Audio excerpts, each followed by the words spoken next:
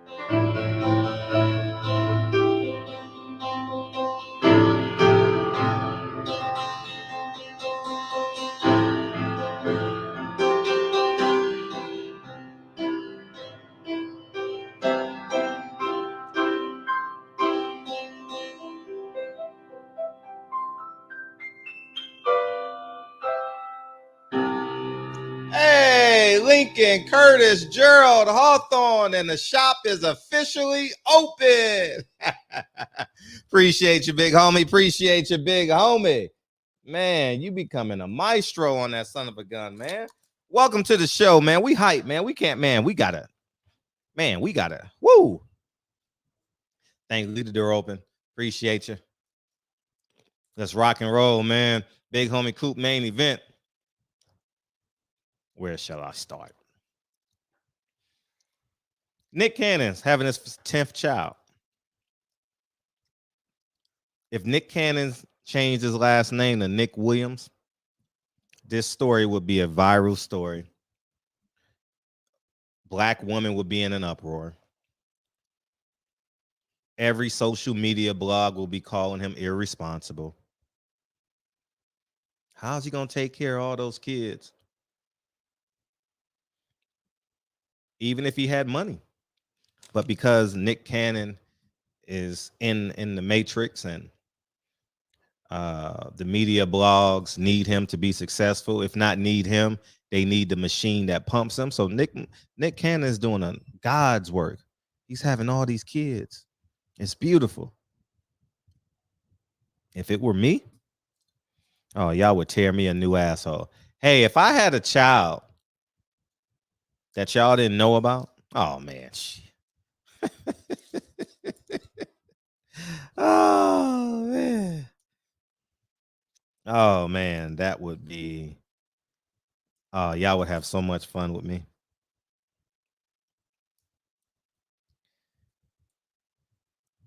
This is becoming a joke, man. They have literally changed the entire DNA of black men in America.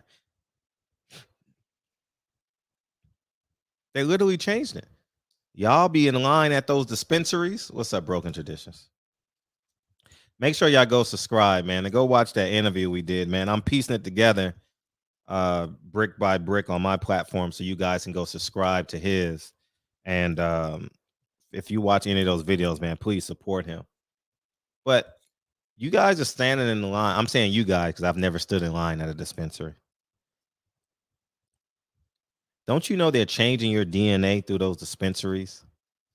If they doing it through the food, do you think they're doing it through you don't think they're doing it through the weed?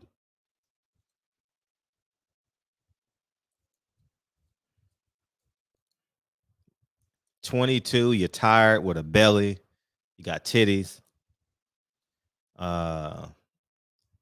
you have unathletic looking ankles, you got cankles at 22, 23 years old, you know, you smoking that weed, you're lazy, lethargic. I've never known someone to smoke weed and build a house. I've never seen it in my life. And I've been building houses for a long time. Yeah, please do. And always put y'all links, man. You know, we are family. In 15 years, just think, all this started with a Michael Jordan hoop earring. Oh, that shit is cool. That's fashionable. 10 years later, we wearing 2 earrings. And now men are getting their eyebrows pierced. And now today, your pants and the leggings are as tight as the next man. You spend more time doing your hair than your woman. You're going through drive-through as much as your wife and kids or your girlfriend and kids. You spend as much time thinking about weed as you do weed, drugs, and pussy as you do about your family and creating new streams of income.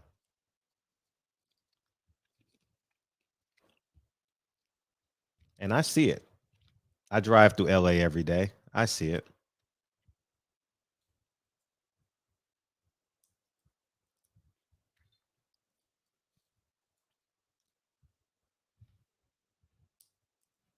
And you know how they convinced us? They've convinced y'all that getting drunk and high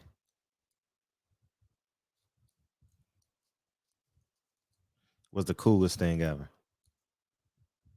The Europeans taught y'all if your pants ain't tight, they ain't right. Y'all standing in line to buy the ugliest shoes known to mankind. I think Balenciaga, how you pronounce that? I swear, they're doing studies on how dumb and pathetic can we make niggas look. I swear, I ain't lying. The shoes, they selling garbage bags.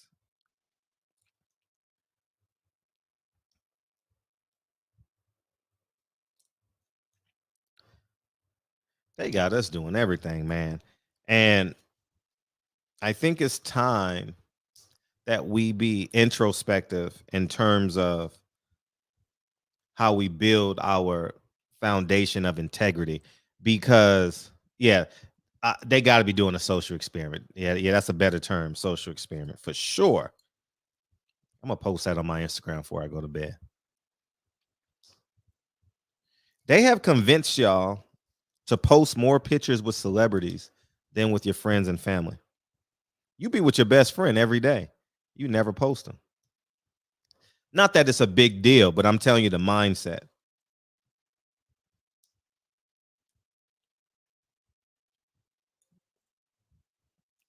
Telling your son and daughter, run and take this picture with this celebrity because they're an actress or a basketball player or this channel a boxer.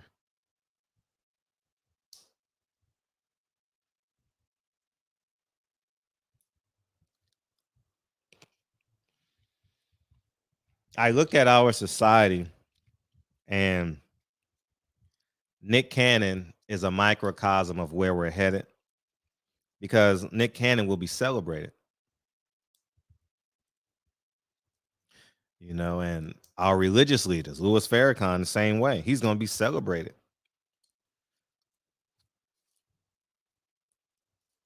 I remember having a conversation with DB, and we was at the backpack giveaway. And my research told me that Farrakhan had kids out of wedlock. DB told me, no, that's impossible. They already tried to get him on that and they failed. I was like, okay. And I just let it go. I ignored it. And I let it go because I didn't want to have that conversation with him.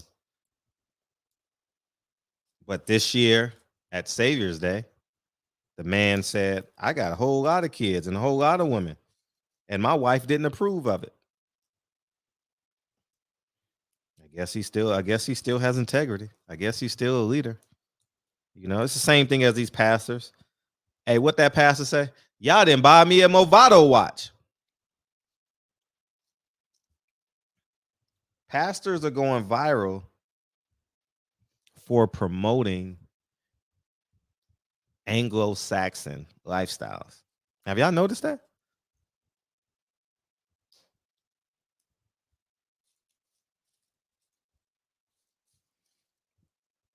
If y'all care or not, in 50 years, the Bible is going to be just another book.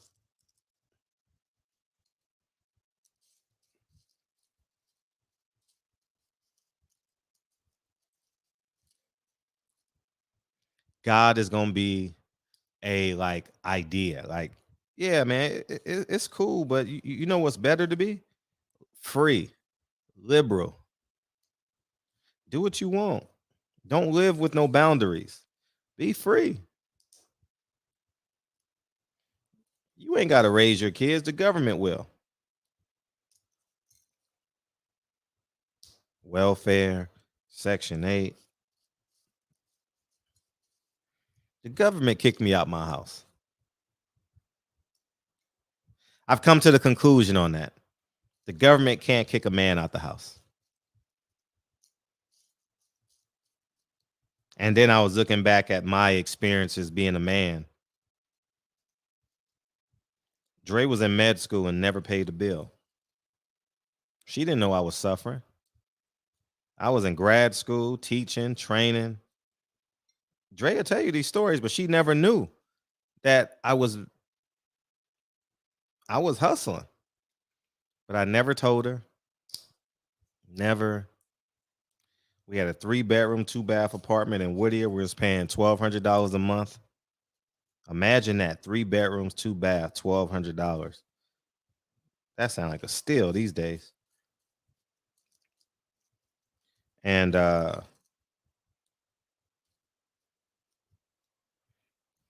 I could have gotten on welfare, right?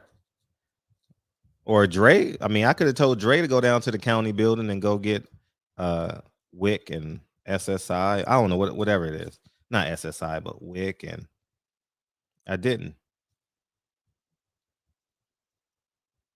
I made it happen, Captain. So my conclusion on that is when people say the government kicked the fathers out the house so the mother can get Section 8, that's simply saying the man is a coward and he's unwilling and is not creative enough to provide.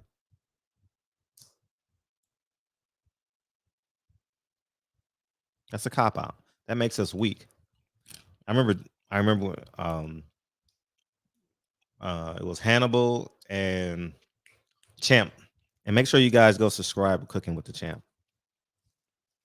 Awesome brother.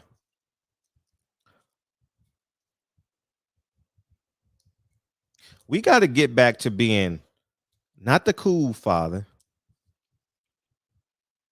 The father with the guidelines that's on a rubric.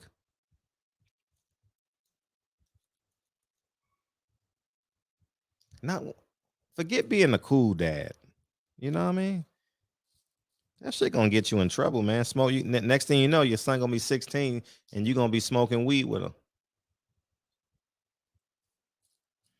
I don't care what nobody say. Fuck that argument. You want your son smoking weed outside? No, I'm gonna. I got 16 years with my son to do my best to tell him that that's unimportant.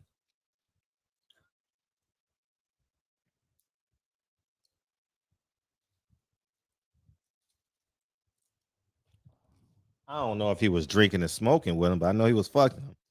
Oh, he was fucking him. Oh, Farrakhan was a player, man. Player, man. Oh, yeah.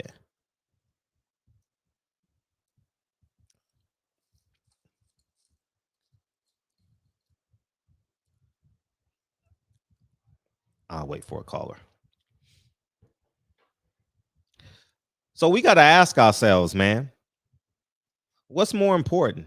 Being a dad, being a father, or being a cool man? Man, shit, I can be cool, man. Being a father is secondary. That's what it appears to me. And then fast forward to the flip side. You guys, when you guys call in, you can guys both ways.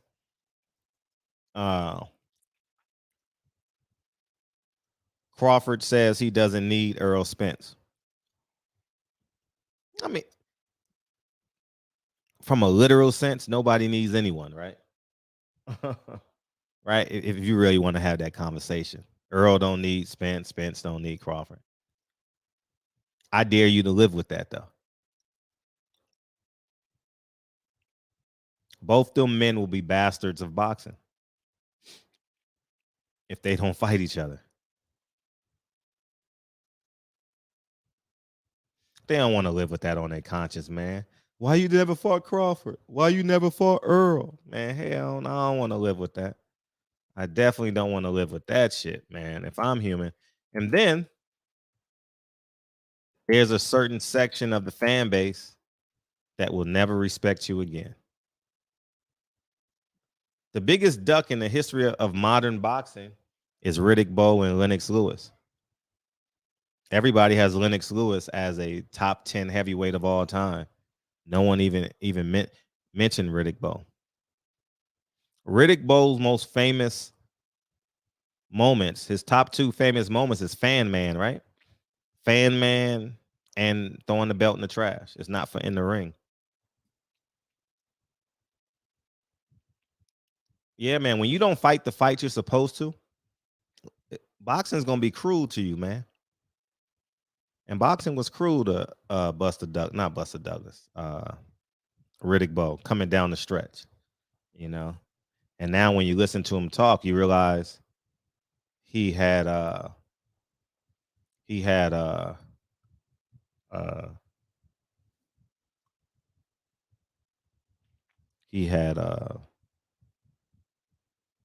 well, when you hear him talk, yeah, Bowe had crazy skill. He had welterweight talent, man. Everybody know that. But he couldn't put down the fork, and he never cared about himself. You can tell he never truly loved the sport of boxing.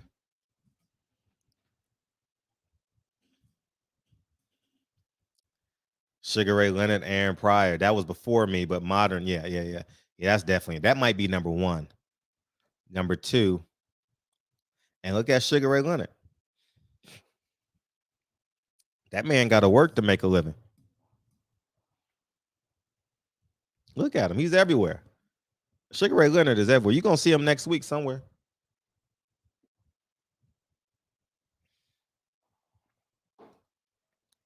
Promoting something, working for somebody, making an appearance. You never saw Marvin Hagler doing that.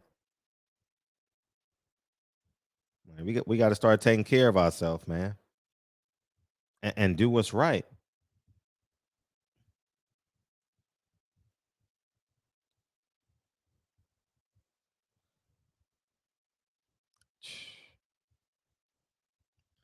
We sit back and we just allow it to happen.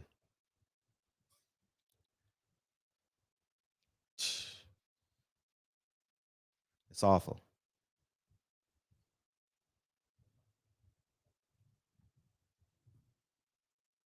But what we gonna do about it?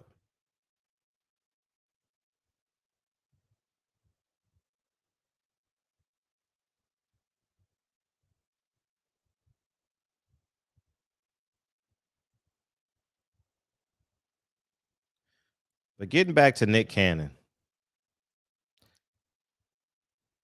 I remember Kyle said, well, he got the money. He can be in 2 places at one time. I don't think Kyle gonna be in here tonight. But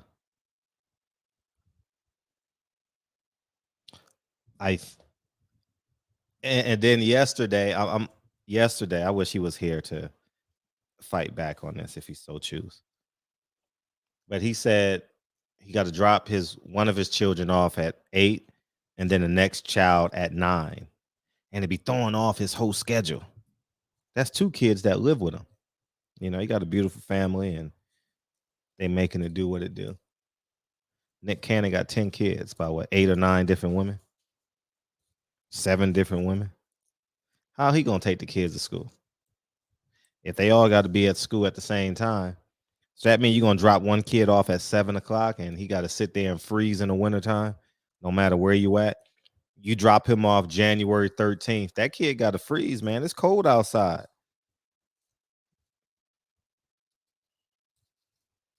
Yep. Oh shit! You know what? Funny, Mr. LDBC. Check this out.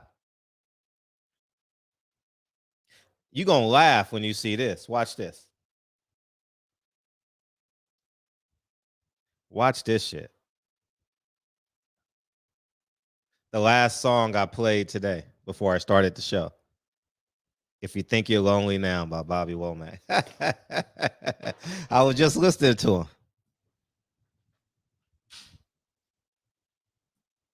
So, for those of you who don't know, I love like old school music. And then it's beautiful now. Now that I have kids, I ain't got to push skip. I ain't got to worry about nothing. You know what I mean? I just let it play. Yeah, so I can't be in 2 places at one time. If you think you're lonely now, wait until tonight, girl. I think that song is like 5 minutes and 48 seconds. Let's see how long it is. No, 5:33. The reason why I know, because I timed it to come into the office and start the show. I was like, when this song goes off, that means I got to go to the office. Yeah, man, it's scary to think that this is approved behavior. It's scary to think that a man can conceive these thoughts.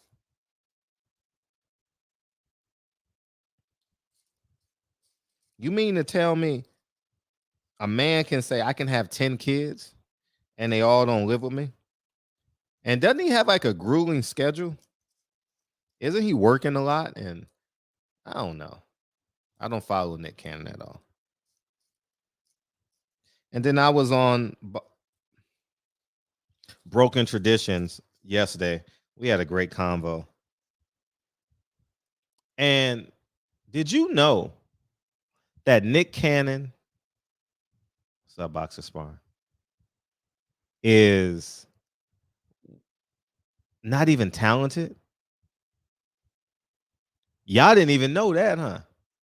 Is he a talented rapper? Tell me your favorite Nick Cannon song that didn't have R. Kelly in it. Because I know I'm a gigolo.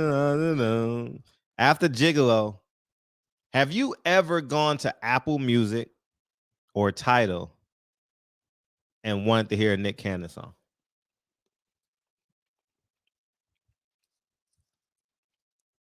Let's see what's his number 1 song. This will be the first time ever. I go from Bobby Womack to Nick Cannon, man. What a step down. Look, Nick Cannon don't even come up when you type his name in on Tidal. Nicki Minaj comes up. Damn. Let's see when he comes up. Dude, Nick Cannon is so unpopular. Look, let me show y'all. Y'all think I'm making this shit up. Nick Cannon is so unpopular that Nick Cannon don't even pop up on the Nick when you type in Nick. Nick Drake, Nick Cave, I don't know who that is. Nicki Minaj, Nick Jonas, Nicki Minaj, Nickelback, I never heard. Nicky Jam. But if I type in a C, let's see what happens. Oh my God. Nick Cave. Nick Cannon don't even come up when you type in a C. Oh, there it is. Second to last. Second to last. Let's see. What's his number 1 song? Nobody Else? I never heard it. Gigolo is his second song. And that's it. I didn't even know he had an album out. Nick put out an album out this year. Didn't even know. I don't think no one's checking for him, right? So the New York Knicks come up before Nick. I swear Why am I lying? I just showed you. I typed in Nick and Nicki Minaj popped in. Nick Jonas popped up. Is that what you talking about? Or are you coming to protect Louis Farrakhan? Which one? Louis Farrakhan was a player, man. He spoke well. And the Knicks don't even make music. That's a fact. And my word, Booba voice. He had a BLM type song. Oh, did he? I gotta check it out. I know Trey Songz did one. I heard that over COVID.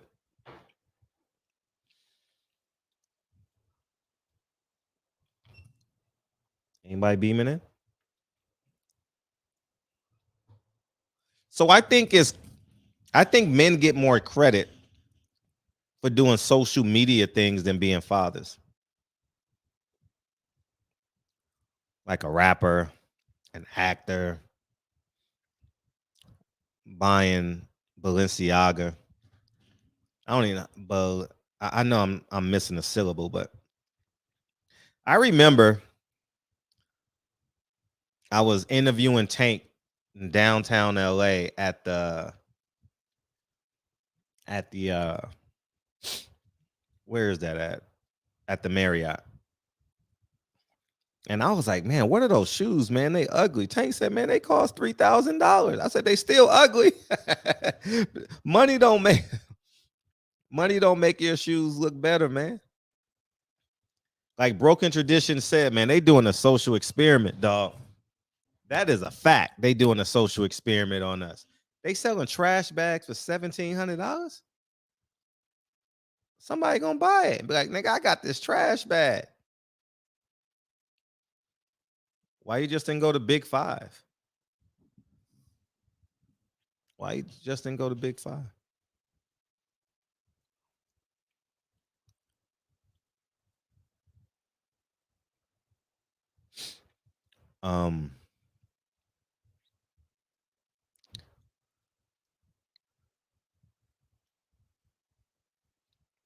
It's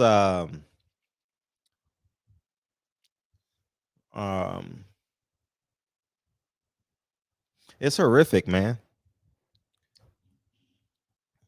Yeah, D's always with his kids. So I think that's different. They all live with him. So that's different. So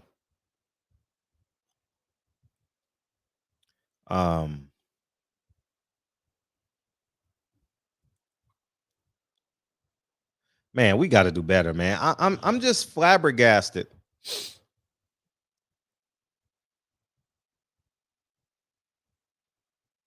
That pastors, men of the community, men of the cloth,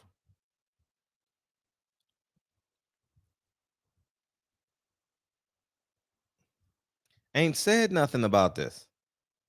This man got 10 kids, man. And has no desire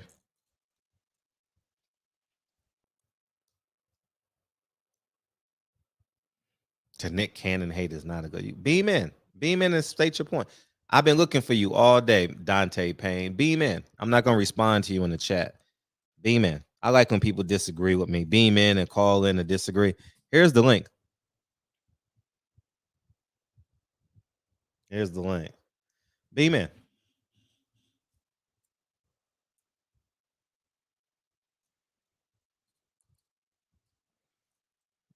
Oh, cool. All you, man. What's good? What's good? I'm not gonna lie. I wasn't really listening right now because I was editing the video, but I definitely wanted to jump in real quick. What's good? Yeah. No, take your time. Go ahead. No, what you was cooking on? I know you was talking about other things, but I know Nick Cannon was the top. Nick Cannon.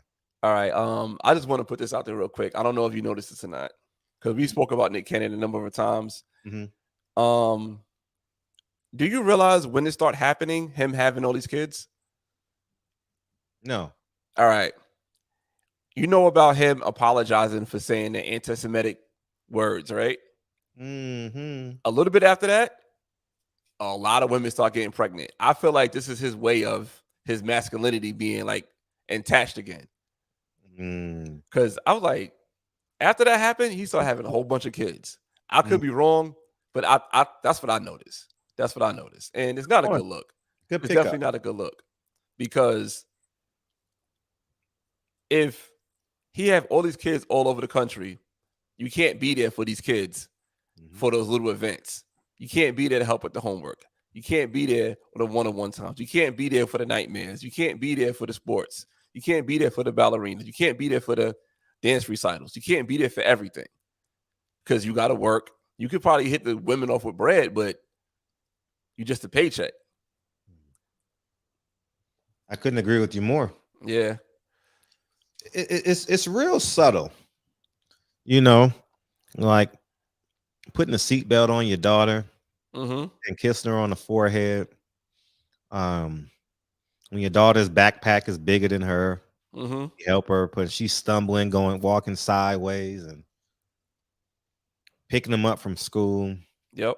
Surprising them in the classroom and taking them lunch every now and again. It's presence, man. Yeah. It's presence, and your presence will be minimum if you have all these kids spread out. Yeah. You know, back in the, I'll say long back in the day, yeah, these kids were under one roof. You know, the stories that I hear a lot, you know, like my grandparents and. Go ahead. Bless you. How about this right here? Because somebody say, you know, he's dying. I guess he got lupus. But he says he's cured. Who cares? That makes him more irresponsible. Gonna leave 10 kids out here to be destroyed by society? No father? 10? No father? Yeah. Make that make sense. Now you're gonna have 7 women fighting over your will. You can't build a legacy. I mean, he could build a legacy for, I guess, his career, the Wild 'N Out, whatever that brand is, even though it's not his per se. But as far as that name, you can't, I don't know, you can't build a legacy with too many households. You can't build, that's just me. Man. That's just me. I don't know. I like that one-on-one with the child. Okay, people say he's gonna have the best of everything. Who's the most financially successful fighter of this era? Floyd. Who did his daughter have a child with? Oh, I forgot. Was it I forgot who she had a daughter with. We had a baby with. NBA Youngboy. Oh yeah, he's locked up, right? Or no? I don't know where he's at, but yeah, I'm just giving you the example. The money and the access. It's the integrity of the father. It's not just the money. Look how many fighters blow their money. Lack of integrity, lack of accountability. How did Evander Holyfield blow all that money living in Georgia? I heard his Georgia Power light bill was like 20 grand a month. That's crazy. Yeah, they saw him coming. But it's no way in Georgia in the 80s, in the 90s, you taking all that Vegas money and taking it back to Georgia. Ain't no way in hell you should be going broke in the state of Georgia. You know, so money isn't the solution. Yeah. You gotta be present, man, with these kids, man, because these kids gonna do things.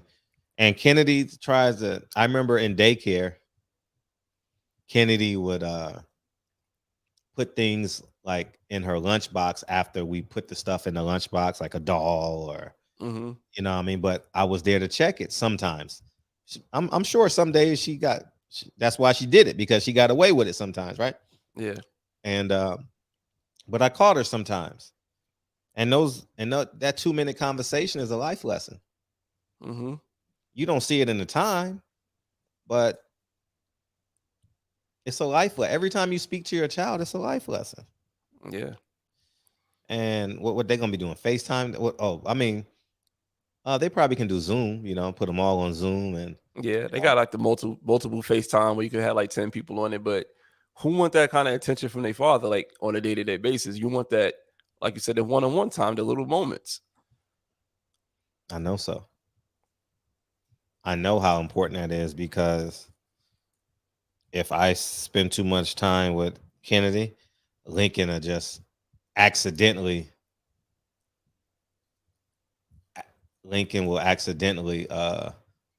fall in my lap.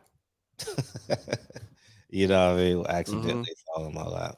You know, so yeah. And just like those moments, man, my son about to be 18 next month in a few weeks, and he still bring up little stuff that we did he did as a kid, and that means the world because I was in his life as a primary parent. That just means the world.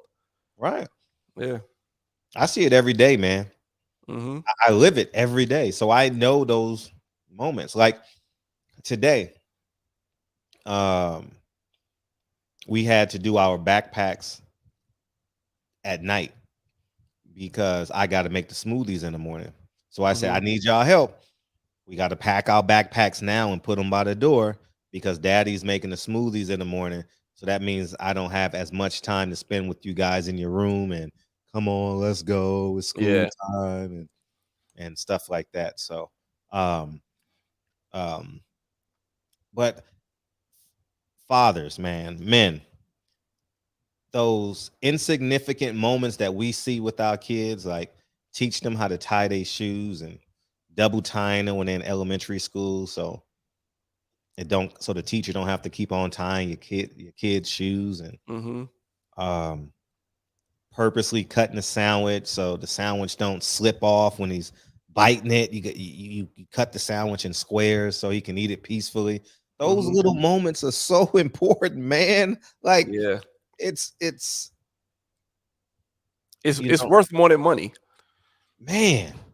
I'm gonna tell you, because I don't spend a lot of money with my kids outside of the home. I don't spend a lot of money on my kids. It's inconsequential. Everyone can afford. I don't want to be, but man, 80% of America can afford what I spend with my kids. It's nothing out of the ordinary. Yeah, ice cream every now and then, and you know what I mean, going to get a book, or now we go to Amazon now because time is of the essence. Yeah, you know, so it's just so many moments that we're missing, and we think is insignificant, and we trade it for money. We got someone beaming in West Coast. Somebody, go ahead, West Coast. Yeah, man. I just want to say, I've been tuning into the channel, man. Y'all doing some good things over there. You know what I'm saying? Oh, thank you. Yeah, I had a couple questions. What is your thoughts on the climate of movies in Black America nowadays? Yeah, Ron, you want to answer that? I don't really watch. It depends. Like, what kind of movies you talking about? Like mainstream movies, regular Black films, and how they portray the Black community in films. I think they're doing a poor job because a lot of times it's hood movies. It's always that gangster shoot 'em up movie. I mean, that's what I see on Amazon. I always see like, I guess more independent movies. I watch those to give them a try, but it's always the same concept. Is drug dealer going bad. Bro, hey, Kenny's Porter smacked the fuck out you. He got me. That was a good one. Wait, what happened now? What I missed? You got me, dog. You got me. Hey, yo, you got me. That was a good one, dog. You got me, man. You won tonight. He's one of my biggest fans. He's a troll. Trolls are really your biggest fans, and I appreciate them. So try it again, man. That was a good one. That was a good one, dog. You got me. But yeah. That was a good one. So if anybody is stalking you on the internet or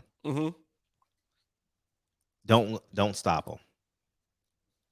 Don't stop them, because the insanity that they're building will only hurt them in the long run. You know what I mean? The insanity that this man is building. Oh man, please let him. It's funny you said that too. I had a conversation with my girl, and I have like some people that be in my comments that that's really problematic, and I'm like, should I block this person? We had a whole conversation about it, and she was like, you should block them because they're so toxic, but it's part of the game of being on the internet. It's part of the game. So, it is. Yeah. It is. It is. And when I first started doing this, but 6-7 years in, however many years I've been in it, it's humorous to me now. Like, it doesn't even faze me one bit, you know.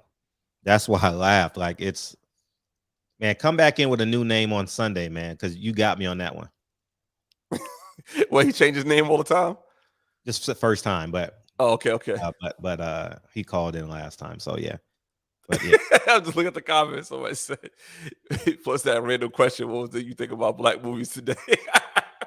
And I'm about to answer it. I'm all serious. Like, what are you talking about? Well, Amazon movies and hood movies and Black Panther 2 coming out. I mean, I had to like, I thought about it. I'm glad to be a part of that, Fred. I'm glad to be a part of that. Oh my God. Fucking hilarious. That was good. I need that. Try again Sunday, man. That was good. That was really good. But getting back to what we were talking about Nick Cannon. Yeah. What's up, Kyle? What's going on? What's going on, man? Listen, man. Nick Cannon is one of the best things that happened to the black community. And here y'all go tearing that man down like this, man. This is ridiculous, Fred. You do this every time, man. Let that man live, man. He take care of them all, man. Let that man live. How you like going home at after you drop off one kid and going back at 9? How's that experience? I wouldn't know, Fred. I wouldn't know. You wouldn't know? Nah, I wouldn't. I mean, I'm married. All my kids are from the same woman, so I don't know what that's like. Well, but you said you got to take your kids at 8 and 9. You go home, you come back. Yeah, I mean, it's cool. It's cool. I like a little sleep, but you know, it is what it is. It was my decision, right? It was the bed I had to lie in. Yeah, I'm not. Got to get comfortable in it. Absolutely right. And times that by 8 more. But if he's comfortable in the bed that he's lying in, who are we to judge the man? How about if the bed he's lying in is not in the same home with the kids? How far are the other kids though? I said, how about if you didn't answer the question? How about if the house he's lying in is not in the same home with the kids? It depends. Because if you have an understanding with the person you had a baby with, and y'all got the same values, then everything should be straight. If that's what y'all did together, you know what I'm saying? If that's what y'all doing, if that's what y'all into, right? So, do you get tired in the morning? Never get tired of doing everything in the morning? Or you have help? Fred, I'm about to go back and listen. I'm going to go back to editing my video, but thanks for All having right. me on. Hey, bro, we need you for this, man. Y'all sitting there working on the video. I just came in real quick. Appreciate you, dog. All right. Peace. Salute to you, big dog. Hey, man, I enjoy your channel, man. You know what I'm saying? But listen, tired or not tired, right? Yes. If they call, he come quick. You know what I mean? Then but if you at work, it's the same difference, though. I can't be everywhere I want to be if I'm at work. So say like, you know, you doing something major that you got to work on, that you working on. You can't just leave every single time, dog. You know what I mean? Sometimes you tied up, depending on the situation.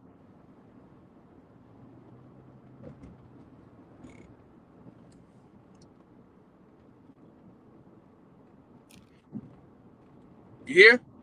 Yeah, I'm just baffled that a man that's home with 4 of his kids has this perspective. I mean, because listen, it's all about. See, the thing is, I'm one of the people, man, where we all have baggage, right? But it's all about what you're willing to carry, though. You know what I'm saying? Everybody's situation is different. You might not be able to do the polygamy relationship. Somebody else could, right?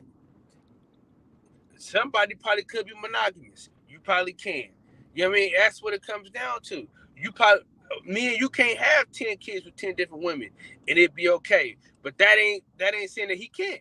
Cause shit, if he couldn't, he'd have stopped doing it. And I guess he finding the right women to do it because they ain't shit, they signing up for it. They keep signing up for it. Yeah, I mean, he's there for homework, you know.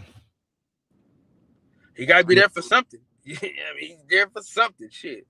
I mean, if he got a great relationship with his kids, you know what I'm saying? All they know is that's how dad do, then that's what they know. You know what I'm saying? You advocating for Nick. Quick question. Yeah, please go ahead. Let me give you this one. Yes. Okay. Would you rather have a father that's not around a lot or a piece of shit in the household? I mean, you give me no option. I mean, but there's an option to that though. You know what I'm saying? Because some dudes, you know what I'm saying, they got 2 kids, same woman, but they a piece of shit. But like I said, where you're drifting from the conversation. The conversation is Nick Cannon. So Nick Cannon, do you think you validate Nick Cannon devalues you? No. No, hell no. Because you're minimal, because his role is minimal. But see, me personally, dog, I am a quantity over quality. I mean, I'm a quality over quantity type of person, right? So you can be there all you want, but if you ain't worth shit, you trolling, man. You trolling. No. You trolling. You gotta be trolling. I ain't trolling. You just posted you walking your daughter to school. Absolutely. On your shoulders. Happy birthday to Kaylani too, by the way. But happy listen, birthday to your beautiful daughter. What I'm saying is, Fred, it all depends. You dig what I'm saying? Like everything has got to be subjective and objective, man. You can't. Oh, everything got to be absolute when you're with these kids. No, there's no subjectivity when you're raising your kids, man. Like the foundation has to be built. But I'm saying if he's part of the foundation, although he's not in the house every day, he's not part of the foundation. He's not.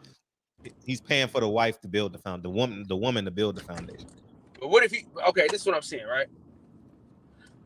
We gotta know everything. I want to know if they all in the same area. If you know what I'm saying? Because listen, what if he buy up a whole street? We're not dealing with what if. We're not dealing with what if. No, they're not. No, they're not doing that. Mm-mm. Okay, listen. Everybody he got, they got money too. No. Yes, man. All the women he got babies with got money. Yeah, but you're so you're minimizing being a father to money.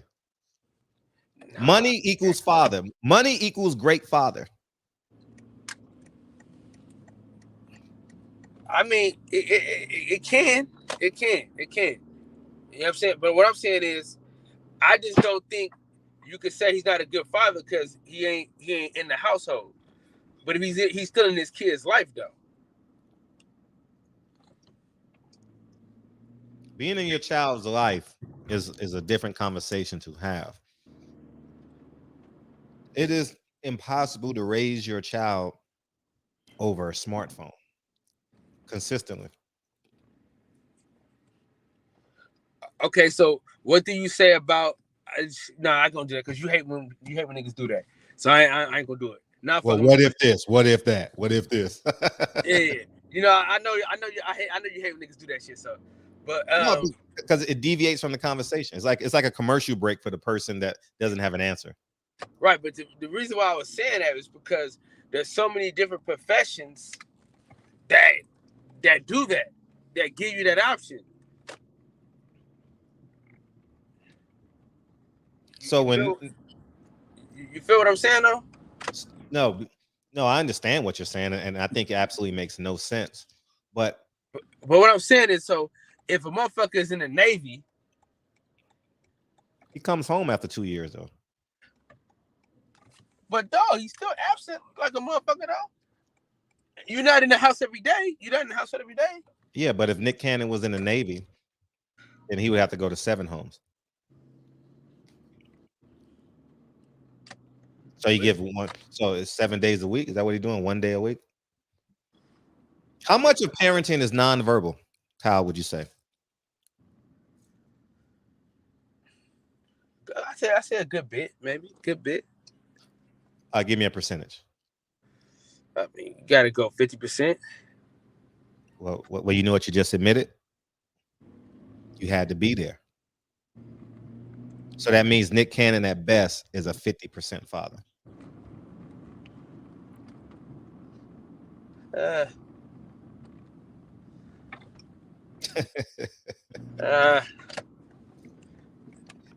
don't know, man. I don't know, man, because we don't know how much he's in the household, though. We don't know. Yeah. It's just a lot of variables, man, that go along with that. And I'm glad someone's coming to save you, Kyle. Thank God. 831, what's up? Fred, how you doing? Hey, good. I'm too old school, Mr. Fuller. I don't know your perspective on this, but you're asking me about my perspective? Yeah, sure. Okay. I agree with you 100%.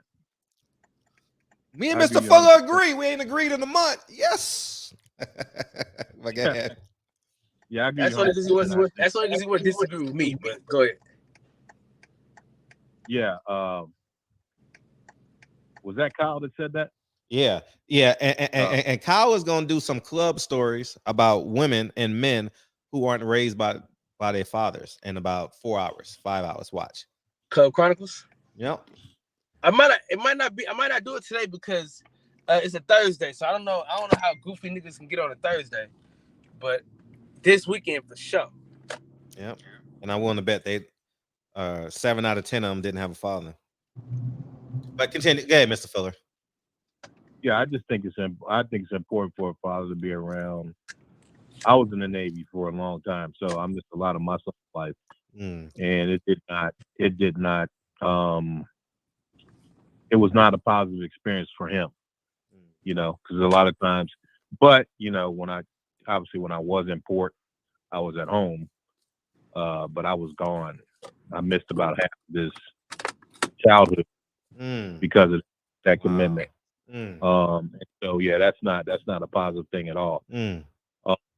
I think it really helps when your dad is around consistently because it just gives you, just like you said, I mean, 50%, I agree with Kyle, 50% of rearing a child is nonverbal. I think it's more than that actually when it comes to men because when I was growing up, my dad didn't say much at all. I would say 90%. It was just him setting the example for me. What it meant, you have to go to work every day, take care of your responsibilities, you're required to do all those things. That was all just by example, right? Right. And then 15% of that is when you didn't do what you were supposed to do, and he was on your end. But I think you're right in that to be a good father, you have to be present.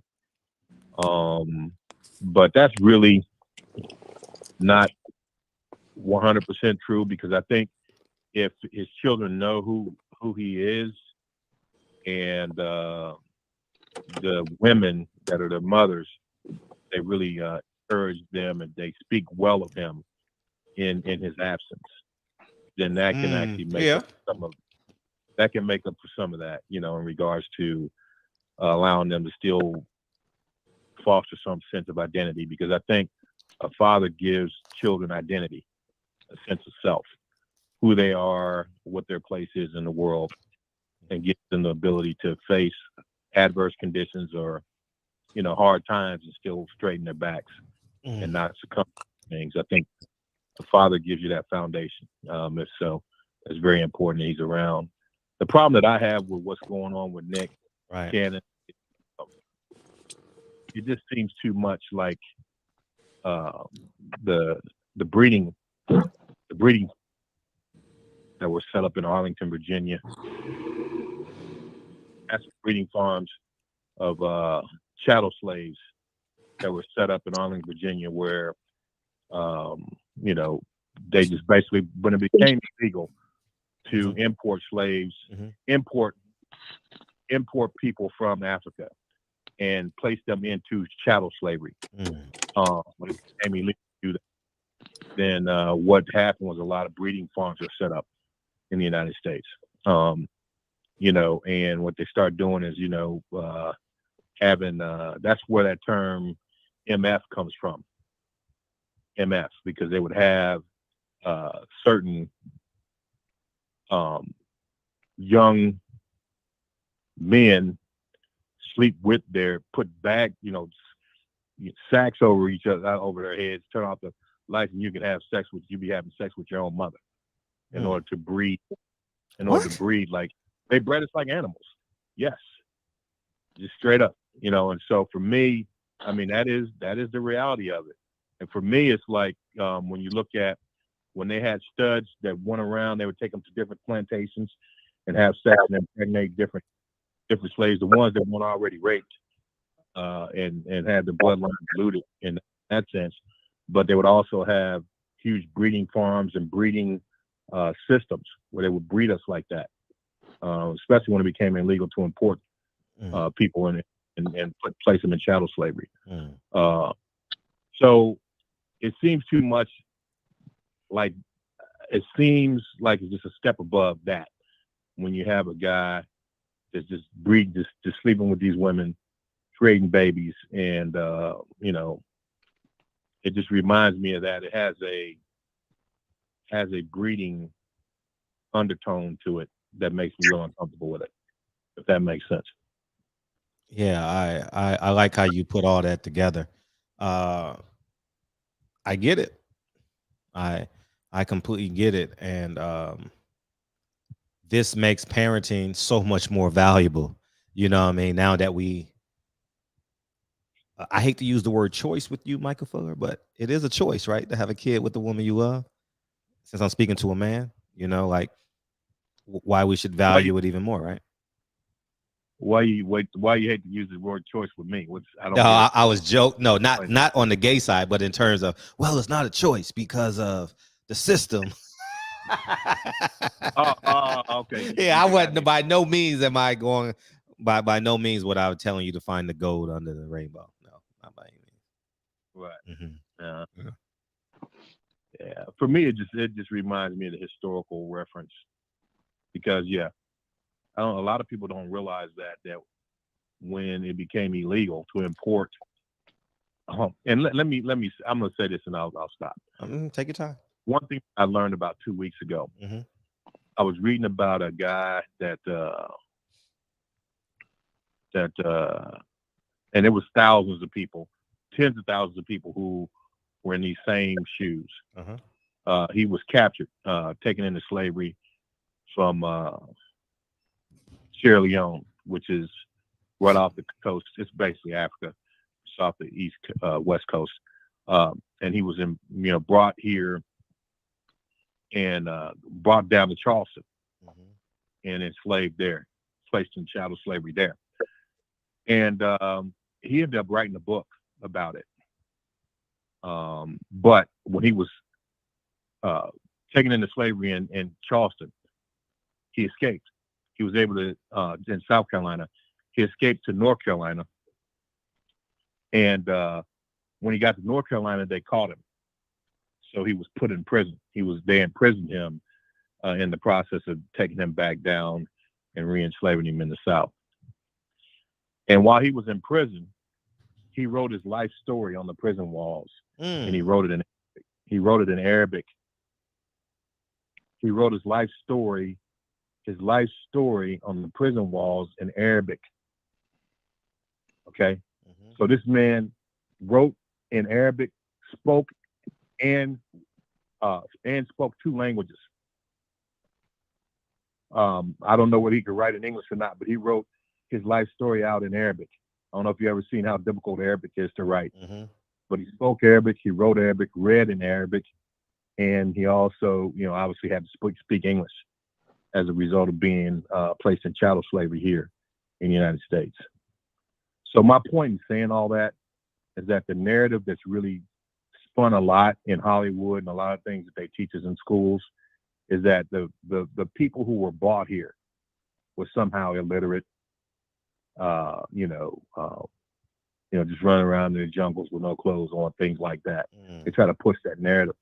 But you had teachers, folks that were teachers in their land, engineers, people who were builders, people who were in medicine and healthcare.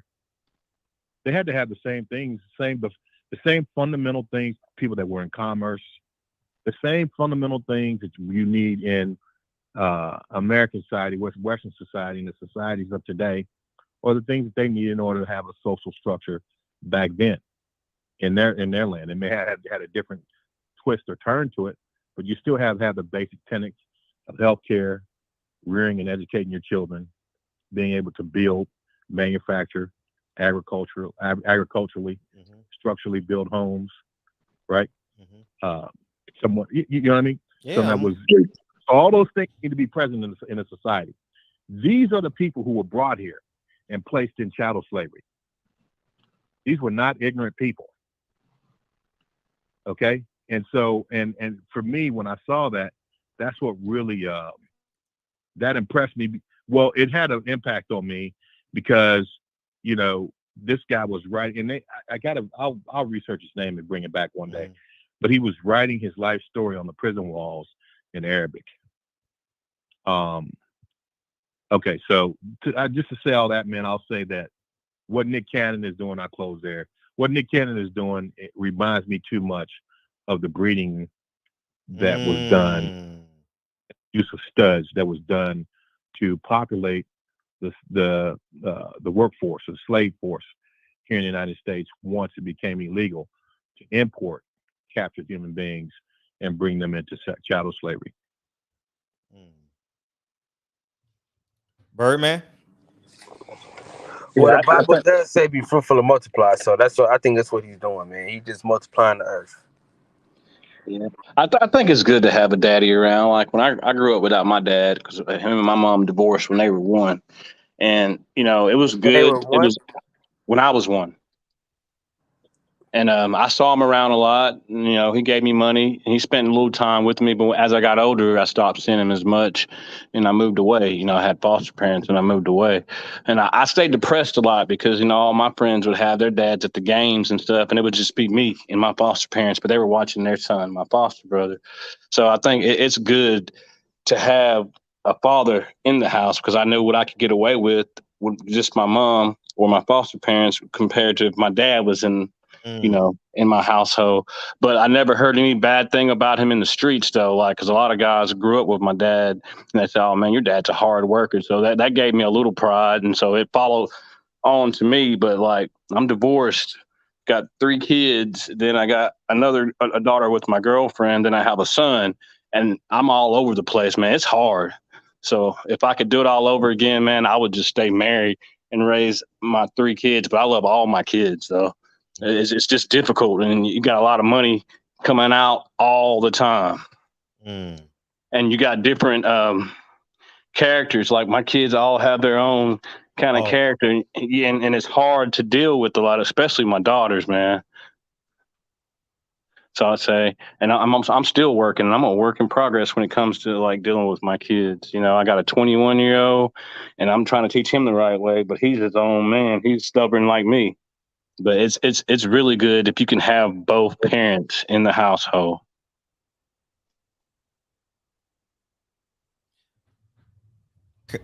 Kyle, you want to respond? We got I feel him 100%. I'm just saying that the way that Nick Cannon can move, a lot of us can't move like that. But hey, Kyle, you got to think too that somebody else is teaching your kids the important stuff that you should be teaching. I missed out on a lot of that from my daddy, man. I just got lucky that God blessed me with good people around me, or I would have been, I don't know, telling where I would have been. Yeah, but he's still. I mean, it's a little different. It's a little different because you said his dad stopped being around him as he got older. Nick Cannon, I don't see him doing that. If he stays like he stays there, then it's a little different. But I failed to mention that I go check on my dad at least once a week. He don't live too far from me. I check on him since he's older now. I just wish that I would have got to do the same thing with him that I get to do with my kids, especially, you know, like my dad don't even know what I like unless I tell him. But I know what all my kids like. You see what I'm saying? I know what bothers them and I know what upsets them. They know what upsets me. See, me and my dad, we don't even know that about each other. We just give it that it's that unspoken respect. I respect him because he's my dad, but look, with my kids, man, that's my pride and joy. I would never want anybody else to raise my kids, if I could help it. You know what I mean? But what I'm saying is, that's not his case though. He's in all 10 of the kids. He's in their lives. It was a plan. Him and the woman had a plan on what he told them exactly what he wanted to do. And they was like, okay, I'm down with that. So he sat down with them. He picked them according to the stuff the values that he got, that he wants to be instilled into his children. He chose the exact women that he wanted to choose.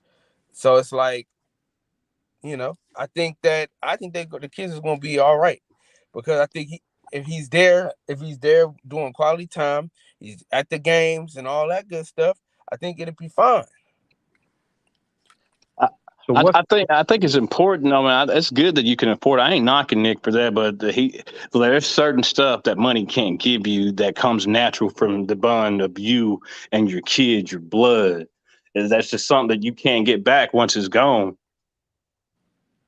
But how do we know he can't bond with them? That's what I'm trying to tell you. Like, that's what I'm saying. Like, we just assuming that he's not bonding with all his children. We don't know that. What is he saying his purpose for having kids with a lot of different women? What's the purpose behind that? Why not just have kids with, you know, those many kids with one woman or whatever woman he's with? What is the purpose for having all these different women to have kids with? What's the purpose behind that? I don't know what is his explanation? A couple people, like on a lot of these theories channels, are saying that he's having these kids to help with that certain rare disease he has. You know, I don't know how true that is. I think he's got lupus. Right, he has lupus. Yeah. He said he was, but I mean, I think that makes it worse. If you on your deathbed and you spitting out all these kids, I mean, so that means you're gonna allow a stepfather to. Well, I know. I think salute to my brothers, man. How y'all doing, man? Salute, champ. All right. My brother, man, Michael Fuller, always coming with the facts, man. Salute to you, brother. We needed him yesterday. For real. But I think what Birdman was saying was he's trying to get a blood match for the disease, the rare disease that he has. I think, I mean, if that's true, you know, I don't see how that would make it worse. I think that's making it to where he can be here longer. You know what I'm saying? If he can get a blood match from his child. Yeah, that's what they were saying. Yeah. Okay. You know what I'm saying? I'm real big on fatherhood, and Fred, you know that. That's driving, being out here on the road like this, man. I actually, when my girls were younger, you know, I actually turned the job down in the oil fields because I needed to be there with them. You know what I'm saying? I needed to be home, you know, every day. And it wasn't easy, you know what I'm saying? Because my daughters, you know, they have different moms. So, you know, I had to really work on our time together, you know, for that reason. So this is why, you know, I had to turn down that job and do something local, you know, so that I could be there with them.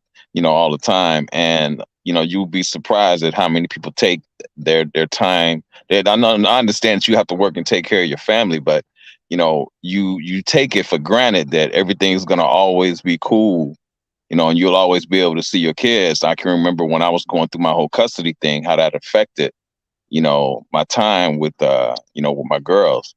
And I can remember a guy that I used to work with when I was working for American Airlines, and he was having a conversation with his daughters, and they wanted him to come home, and he was like pulling double shifts, and I was going through it at the time, So when he got off the phone, I said, "Hey, man," I said, "I wasn't listening to your conversation." I said, "But I from what you were saying, were your kids asking you to come home?" He was like, "Yeah, man." He said, "But I got to pull this double."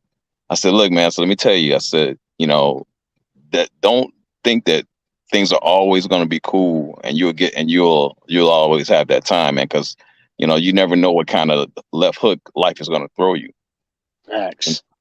You know what I'm saying? I said, so, if you can, man, I would get that second shift up and go home and spend that time with your children. And later that day, he came to me, and he dapped me up and he said, "Man, I gave that shift up, man. He said, I'm going home to be with my kids," and I wanted to tell him that, man, because at the time, man, I was going through it, and it was really interfering with my time with my children, I got through it, and I was still able to be there, but it wasn't easy, Fred, as your daughter gets older, man, you're going to find out, there's certain things that you're going to have to do, with her. I did daddy-daughter date with my girls until they became the age to where they started just kind of going their own way. You know what I'm saying? I just continued to do it until they started living their own lives. Then we weren't doing it anymore. But that kind of time with them is important. Mm-hmm. And it's not. You're gonna. You can when you have resources, sometimes you can ruin kids by giving them too much. I got a buddy of mine who owns a furniture company, and he's ruined his sons because he has given them everything, and now they don't want to move out and get their own. And they yeah, go ahead. Go ahead. Well, I was supposed to say I can relate to what you're talking about. Like, you have to make a choice and choose, like, if you want to make this money, because like down here, it's like it goes by like, oh man, this dude's getting bread. He's making all kind of money. I left a $7,000 a month job so I can get more time with my kids, man, and I ain't looked back. Hey, y'all, man, I would love to stay and be a part of this conversation longer, but I got to get to work, man. Get these couple hours in. Fredro, man. It's always a trip when players meet. I'm gonna holler at y'all in a minute. I'll still be listening though, but hold it down, Cal. All right, brother. All right, brother. Take care. My brother L, what's going on, man? How you doing? You got to cut your phone off. You're watching it and on the phone at the same time, right? Oh, my fault. Yeah, go ahead. What about now? It's better? Yeah, I believe so. All right. How everybody doing, man? What's going on, brother? Oh, man, good, man. Just on this road, man. I was tuning in and I was listening to the conversation. I just wanted to chime in on it, man. As far as Nick Cannon, man, I don't know what his situation is. If so, he having all them kids for the purpose of, trying to prolong his life. That's cool, man. But it's still putting the kids at a disadvantage, man. I salute my mother, man. My mother had 8 kids, man, and she purposely had 8 kids by one man. Like, that's very rare. That's good. I don't know too many women that have multiple kids, as many kids as my mama had, and had it with one man. Like, that was her specific goal, because she came from she had a sister with her mother. They had different fathers, and then her stepdad that raised her since she was 2 weeks was my papa, which really, is my family for sure. I consider my blood, always have. But she said growing up in that dynamic, it was very difficult as a child. So I salute her for, having a child by one man. And what that does is it does a lot of things, man, and a lot of beneficial things, And even though Nick Cannon got all the money in the world, all the fame, I don't know who mentioned it earlier. I think Birdman mentioned it earlier, that It's just some shit money can't buy, man. Like, and I've been reading the comments.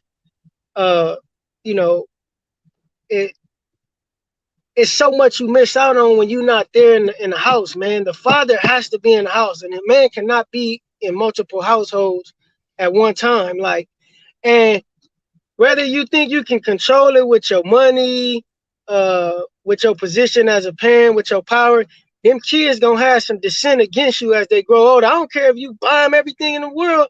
They gonna say, Daddy, why wasn't you here during those vulnerable times where I had to deal with things alone when I was looking for a father? You know, I'm gonna share an experience when I was younger. You know, I remember my dad and my mom, they had a very volatile relationship. You know, they were arguing shit a lot. My dad, he would always leave. You know, he never hit my mom. You know, you know, my mom was crazy. She used to beat him sometimes. You know, he never put his hands on her. You know, only thing he would do was restrain her. You know, so he always had outlets. You know, he had other women and shit. He would go to their house or he would go down the street to my grandfather's house. He had them luxuries to where, you know, he could leave.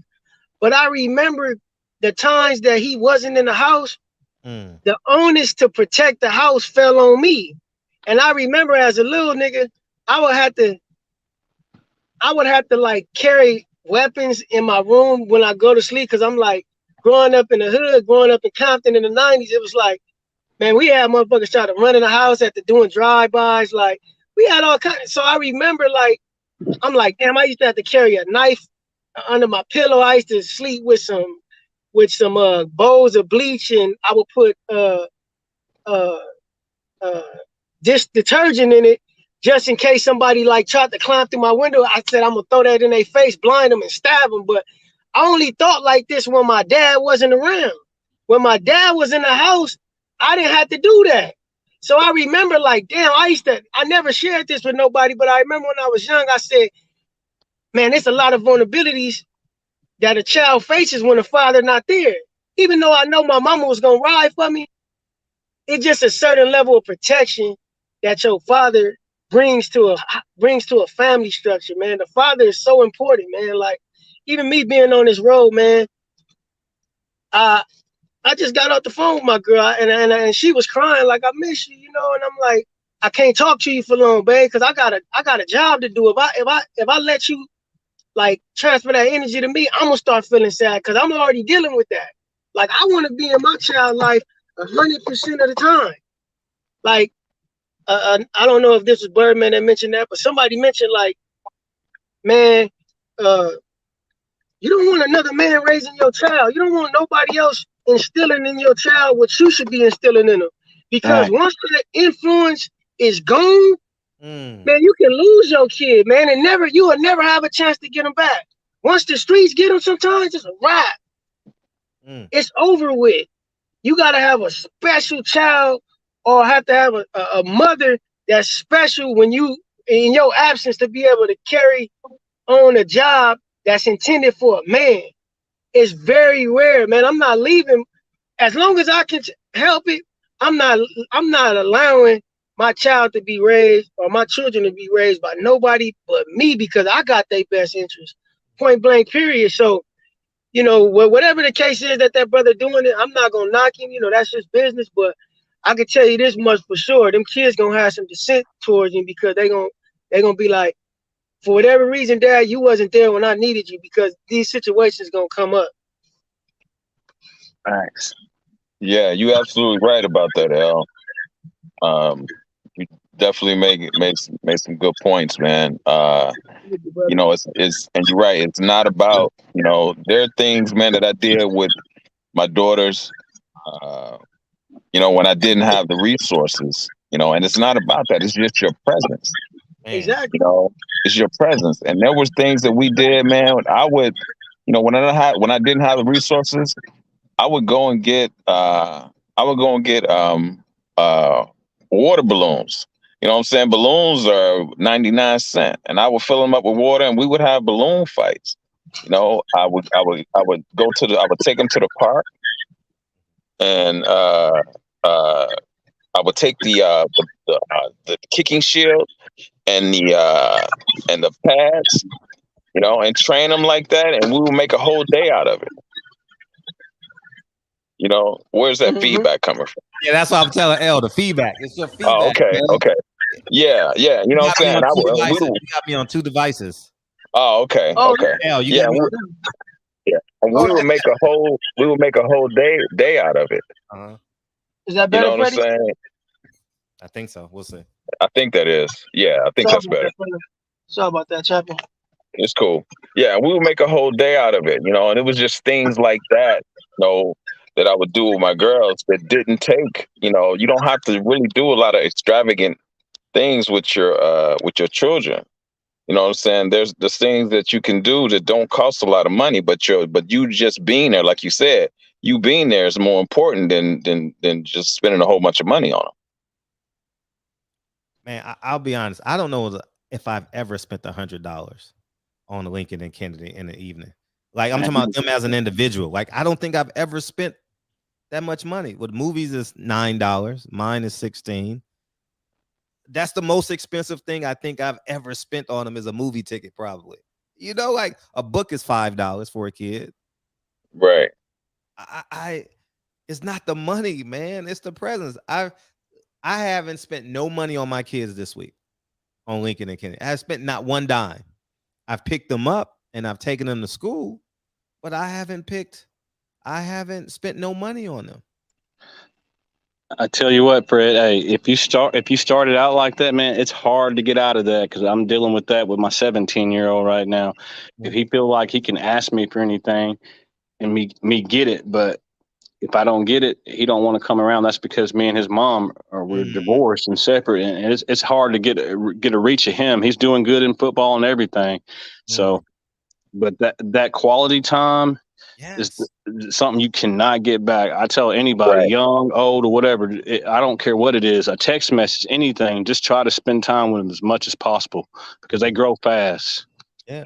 That's true, Bird, man. When they're young, you really got to lay that foundation because like you said, you don't get that time back. So you really got to lay that foundation when they're young. Right. And L said, if another man instills something in your child, you might lose them. If another man instills something in your child that you should have taught them, you already lost them. You already lost a percentage of them. And also, too, you got to get along with your ex-wife, your baby's mama, whatever, to be around because some women are spiteful, man. They'll make it even hard, and they'll install stuff in their kid's head, even though you trying your best, but your best won't be good enough. You just got to stay the course. Right. Yeah. All you gotta do is unmute yourself when you want to be. Oh, okay. Yeah, that it's crazy because I have a person that's close to me. I'm not gonna say who it is, just for the simple fact of his situation, what he dealing with his baby mama. But we talk damn near every day about this subject, and I try to give him some pointers from my personal experiences because his situation is kind of going south with his baby mama. But I said, look, man, what you need to do right now. First, I'm gonna just mention this, man. As brothers, man, we have to always stay 10 steps ahead of the game when we got children, and we gotta always make sure the power and the structure in their life is vested in our hands at all times. I don't give a damn if God forbid you in a jail cell. You still want to be able to have some kind of power in your child life and in their structure. But while you here, though, do the best you can. So like I tell him, I say, look, man, you need to go to the court right now and already, get ahead of the game. Like, because eventually as a bitter woman, she gonna try to make the move on you to get full custody of your child. And the court gonna grant that because for once she gonna get granted the privilege of having that right, even though it's unfair because she a woman and you a black man. So I told him, I said, you gotta go and you gotta go ahead and make the move now, even though y'all haven't even split up or nothing. Make that move now so you can at least have 50% of your child's custody, because that's eventually what's gonna happen. And I say that to say this. I've noticed this with a lot of women, man, especially our women.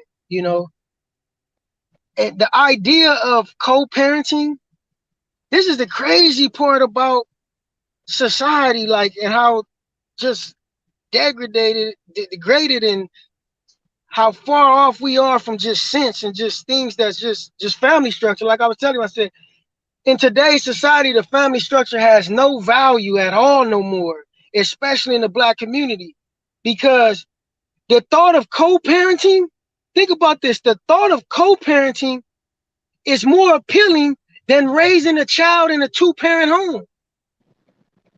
And I say that because I've been with multiple women that already have the contingency plan of being a co-parent before we can even build something. They already be like, well, you know, if things don't go wrong, right, we gonna, this how things gonna go if we have a kid. And I just used to be like, oh, the bitch fired. She got fired a long time ago, but let me just see how much she gonna spill out to me, how stupid she is. But that has become the norm now for people to think that co-parenting is cool. It's only cool when it's necessary.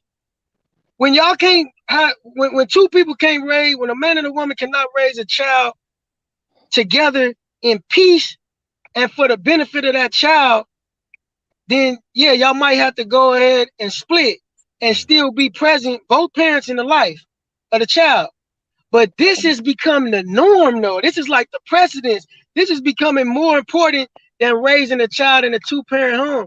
That's why I kind of it took me a long time to find a woman or even consider being with a woman that I would even implant a seed in, because the thinking, you know, and I always tell brothers, man, we got to take this shit all the way back. Women, they follow us no matter what. They follow our lead no matter what. If we lead them to the land of milk and honey, they gonna come. If we lead them to destruction, they gonna follow, regardless. So we gotta take this back and be men at all times. Not just when we in the bedroom laying pipe and we got them screaming and calling us daddy and we both telling each other lies. No, you gotta be a man all the time, even when it ain't gonna benefit you in that moment. And niggas gotta stop being vagina worshipers, man. Like, let that woman have her pussy and don't let it control you, man. Because that's how a lot of brothers, when they're young, they get caught up, you know. And by the time because the woman was raised good, you know, as far as with her game, she got game by her aunties, her mama, her homegirls, her older cousins. She got game good. Put that pussy on him, girl. He gonna listen to you. Get him whipped. He gonna listen. And most cats, when they young, that's what they get whipped around. And after that, they put themselves way behind and at a disadvantage, man. So as brothers, man, we got to step back up to the plate and turn this shit around. We got to start with our children in our household, because the next generation of kids, they'll be better. They'll understand how this shit go, how it's supposed to go, because they experienced and they saw it coming up and they was raised by their father. Right. Hey, and also you got to remember too, having that many kids can be a curse and a blessing, because you never know what that baby mama might go through, and she might want to take Nick to court. So when she takes him to court, what do you think them other women gonna get in their head? Hey, that's a good point, man. Because even they can all hate each other and be like enemies, but once one of them take the lead in doing something scandalous or going against the man, the other ones will start thinking like, well, maybe I should jump on board because he made me mad and I've been wanting to, you know, get his ass for X, Y, and Z. And they gonna band together and they gonna flush you, man. And the trick to that is, if possible, try, if you're gonna have a kid, make sure that's the woman you want to be with, because once you get in that system, it's a wrap. You don't have to go commit robberies to go to jail. They'll throw you in the prison for that. So these young guys better take heed. That shit might look good. You have all these nice women and babies, but at the end of the day, man, shit changed fast. Ooh, yeah, man. Wicked. Michael Fuller is on the line. You want to respond, Mike? I'm gonna mute you. Yeah. Mike. Oh, I'm sorry. That was me. No. I was telling you wanted to respond because we ain't heard from you in a minute. Oh no, you know what? I was just listening. I mean, at the end of the day, I think you're right. There's an element of a woman scorn that you have to worry about, right? There's an element of a woman scorn that you have to worry about, and that can go on for decades. So yeah, if he gets to a point where he continues to do what he's doing and it becomes unmanageable, number, which I think he's already there, in my opinion. But if it truly becomes unmanageable, where even some of the basic agreements that he had with those women can no longer be, or obligations that he said he would fulfill with those women can no longer be met, then and that woman's scorn kicks in, yeah, he could find himself in a lot of trouble. A lot of trouble. So, yeah, I agree with those guys. Great points. I'm just listening. Yeah. And Yeah, that's. Go ahead. Oh, feel free. Go ahead, Fred. I'm sorry. Go ahead. Oh, no, please. Go ahead. Yeah, that's absolutely true. And you know, Fred, we've had this conversation. I've been through it. You know what I'm saying? And it wasn't my plan to co-parent, but it happened that way because me and her mother, you know, couldn't work it out. And when that happened, because of her being scorned, you know, like Birdman said, she would do things out of spite, using the child to get at you because she knows how much you love your child. So she'll use the child as a pawn, you know, in the whole thing to get at you. And that's another thing that you have to deal with, you know, when you're going through that, you know, with my child not being in the house, man, it was hard because although she was in my home, you know what I'm saying? It was hard because there were certain things that I would have to reiterate when she would come back, you know what I'm saying, from her mother's. You know what I'm saying?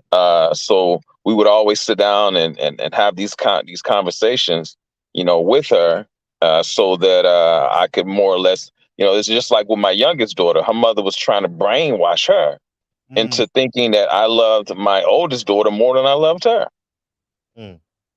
You know what I'm saying?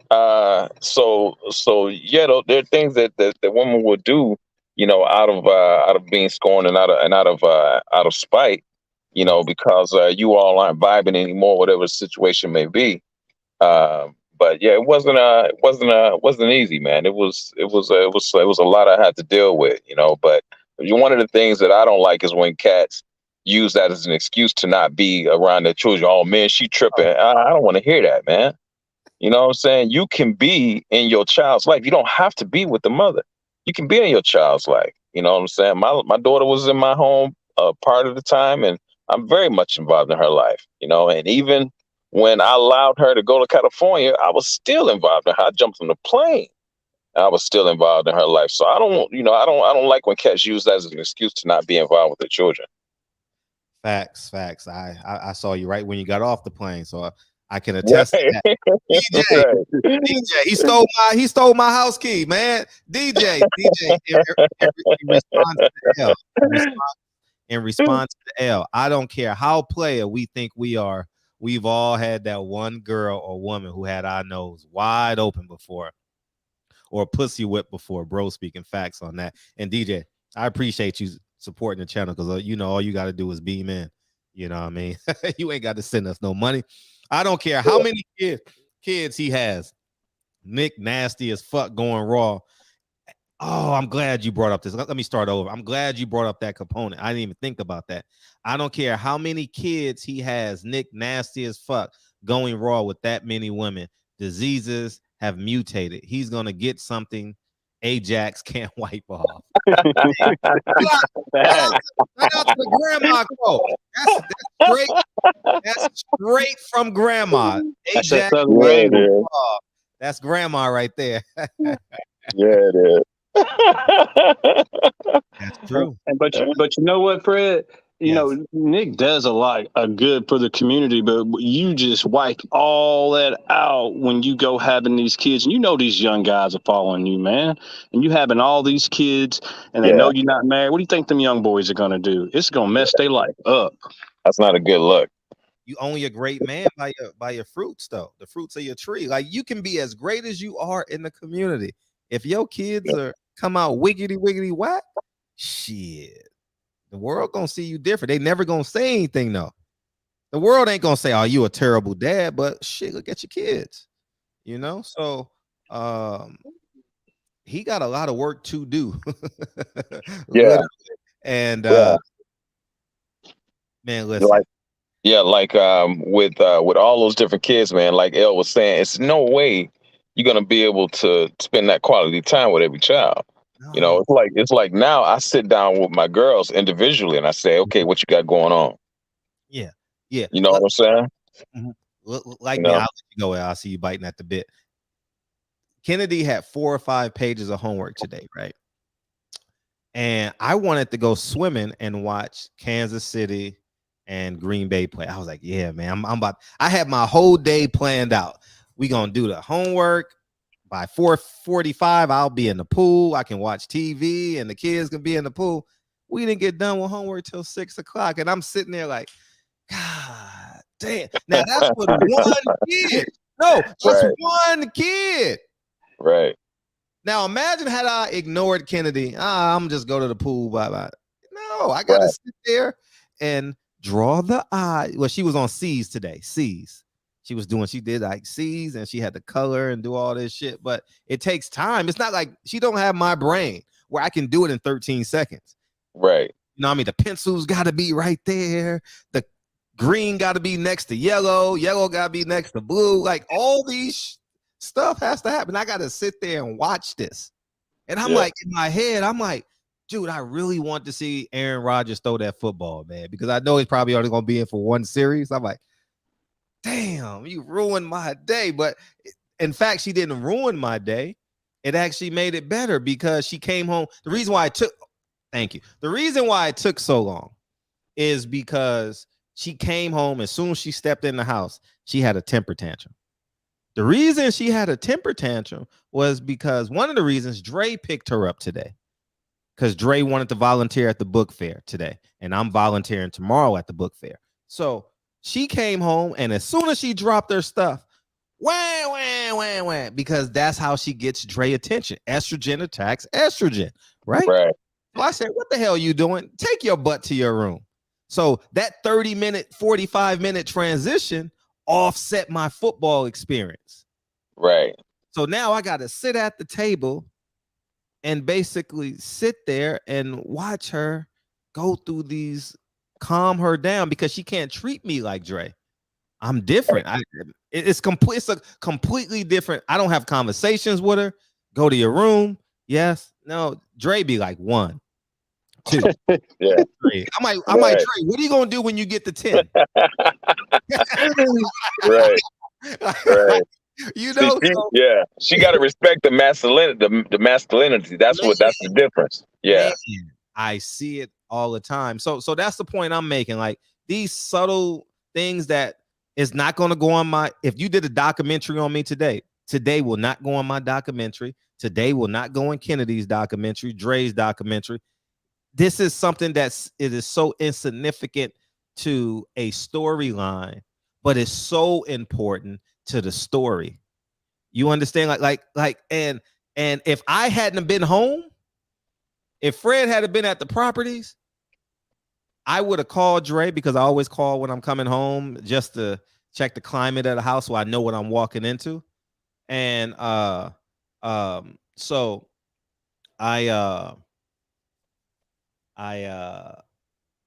the point I'm making is if I had not been there, sheesh. Right. Man. So yeah, man. Anyways, yeah. So go ahead. Go ahead, L. You biting at the bit, L? Yeah, I was gonna share a story, man. I remember in high school, man. Mm-hmm. And this is why I you know me, Fred, man. I'm very observant when it comes to people, and I got a gift of reading people, but I like to observe, you know. And the people, the men in particular that I had the most respect for, I don't give a fuck who you is, how much you got. I respect fathers, man. I've always respected fathers more than anybody, man. Like, just naturally though, like, I remember in high school, we had to write an essay about who was our hero, and then share it with the class, And I remember everybody was saying this sports player, that sports player, this actor, that entertainer.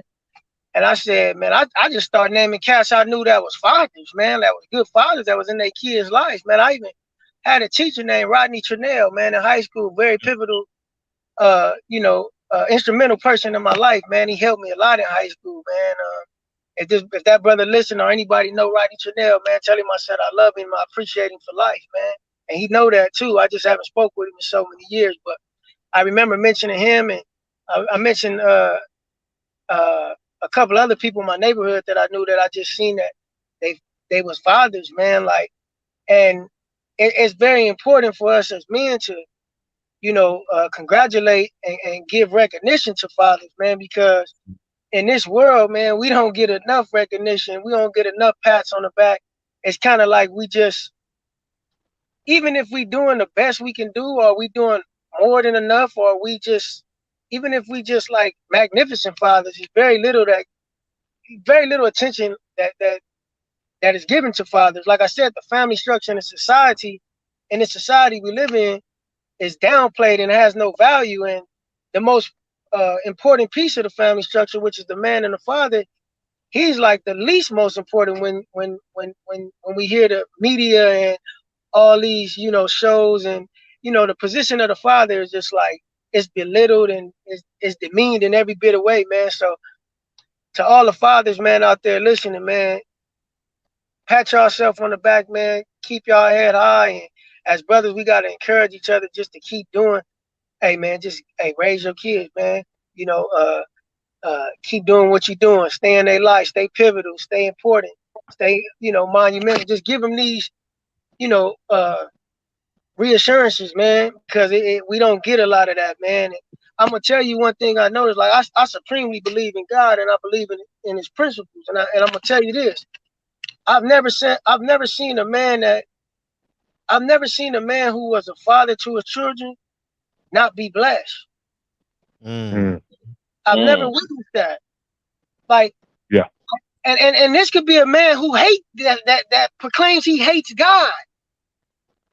But right. I'm gonna tell you, godly principles aren't biased. They aren't biased to evil, wickedness, or righteousness. Like, we know this is true because if you believe in God, then you nonetheless believe in Satan the devil.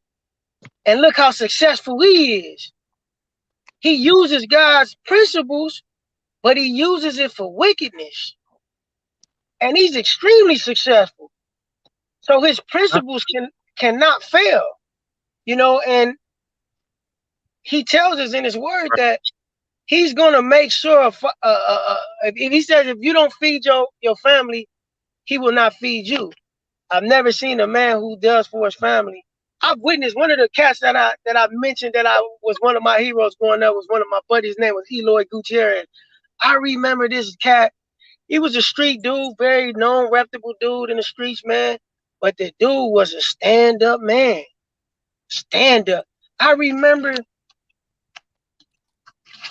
I'm sorry. Can you hear? Yeah. Can you hear me, Fred? Yes, we hear you. I remember he went to prison for some years, right? And I was a youngster, man.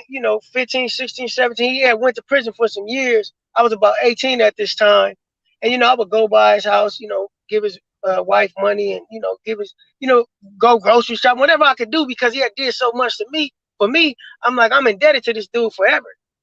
And I remember it was a point in time where I talked to him when he was on the phone. His wife handed me the phone. He said, hey, Mar, you don't have to worry about that no more. And I remember his wife, like, she wouldn't accept nothing from me no more. And I'm like, man, like, they need my help.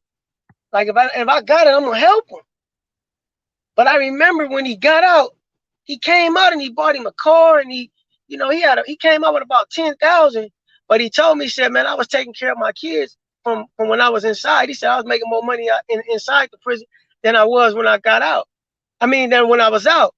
And he was doing what he had to do. I respected it. But it made me have more of a respect for him because I said, this dude didn't even let prison stop him. You get what I'm saying? Like, the dude didn't let prison stop him from taking care of his kids. And I just was like, man, like, wow, that was a testament to, like, just the conviction that this man had to be a father no matter what, man. And I'm like, we don't have to go to prison to do that. That's just a story, but that's just an experience of mine. But hey, my heroes are fathers, man. So if you got kids, man, if any brothers listening that might be slacking on some things in their kids' life, like Champion mentioned, it ain't no excuse, man. It ain't no fucking excuse in the world. I don't care what the shit. I'm dying for mine. Like, my kid gonna have to know I died. God gonna have to know I died trying. Like, ain't nothing gonna stop me from doing that, man, at all. Facts. No days off. Yeah, that's true. Yeah, and now the lesson should be that the second part of that lesson is the love for your kid should keep you out of jail too.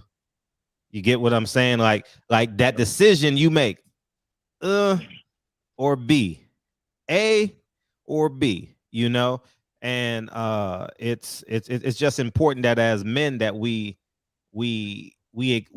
don't ignore our triggers, you know, whether it's women, whether it's weed, whether it's going out with your friends, you got to fight those triggers. You know, you got to replace those triggers with other things. And I know from personal experiences, you know, like you really got to stay keen on like what makes you do the pick plan B as opposed to sticking with plan A. So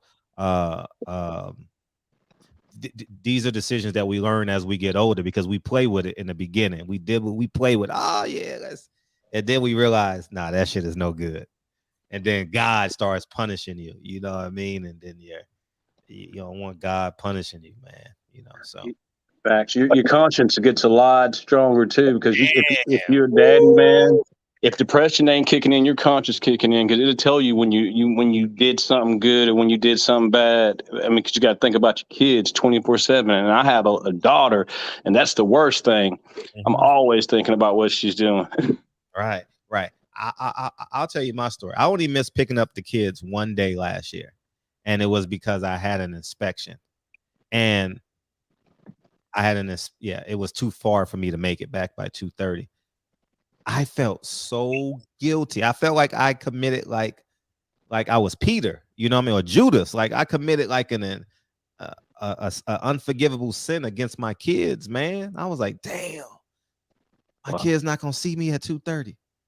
Oh man, you know. So it speaking to the conscience point, man, I'm telling you, man, sheesh. Oh yeah, you're right on that. Man. You know, I remember when my pops when he got locked up, mm-hmm. You know, he did that 20 years. Mm-hmm. You know, I went to see him a few times, and he would be crying about the fact that he was missing his grandchildren grow up. Mm-hmm. And I told him, I said, man, I can't feel sorry for you. You chose this. Mm-hmm. You know, I said, granted, you know, you didn't do what they said you did. Wow. You know, but the shit that you was doing was going to lead you up in here anyway. Right. You know what I'm saying? I said, so this is what you chose, because you didn't have to, you know, you didn't have to do that, man. So I can't feel sorry for you. Now, you know, it interfered with their relationship because, you know, he's a better grandfather than he was a father, but still, you know, because he missed all those early years, their relationship is not as close as it should be. Right. Mike, you want to chime in? I just want to ask Round Table Talk a question. I don't really know your name, brother. What's your actual name? Or do you give that out? Oh yeah, my name L, brother. Okay, what's your name? My name is L. Yeah. L. Yeah. Isaiah. Okay. All right, I didn't hear you the first time. All right, I was just listening to you earlier, and you said you mentioned you know, about the spiritual side of things, and then you mentioned that the system kind of promotes a woman's role in the family, but diminishes men's role, and don't really honor men's role and importance in the family structure. And I was just wondering, why do you think that is? Why do you think the system is structured that way from a spiritual standpoint? From a spiritual standpoint? Yeah. I believe it's from a spiritual standpoint because, again, the chief enemy. Why do you think it is that way? Yeah. Because if you from the all right, you said from a spiritual standpoint, right? Yeah. Mm-hmm. Okay. Well, the god of this system is Satan, the devil, right? He's the chief enemy. He's the chief enemy of God. Now, he understands that the most important arrangement that God, created amongst humans is the family structure. So Satan, he's in direct opposition to God, and he knows if I can destroy the family, I can destroy everything else. So we got to understand Satan is a spirit creature. He's far more intelligent than we are, and he's been dealing with humans for thousands and thousands of years. Like, we could never outsmart him, and we could never outpower him with our own will. We need spiritual protection from God. We need a hedge of protection from God to do that, and we need his guidance. We have to be open to that guidance and acceptance of that guidance. So, like I said, he's far like he knows us so well. It's like, to him, it's like taking candy from a baby. Like, he know, I don't care how strong this person is. I don't care how strong that person. I know what I could do. I did it to 1 billion of them before. He know that. That's just like when we get good at something. Hey, the more you do it, the more refined it becomes. And it becomes easier. You start becoming more efficient at it. That's why the heightened intensity of the attack on a family structure is at its greatest point now. That's why everything that we see in society, everything that's influencing us, it's almost to the point where it's numbing us. Like, we're in a state of just just numbness, like, because it didn't hit us so much and we didn't got so accustomed to it that now it's like we just in a state of just void. Like, we don't, like, for the most part, most humans are just like, they don't have no answer for it. It's a matrix, man. Like, this is how we dealing with a point in time, and we live in a point of history that's never been seen before.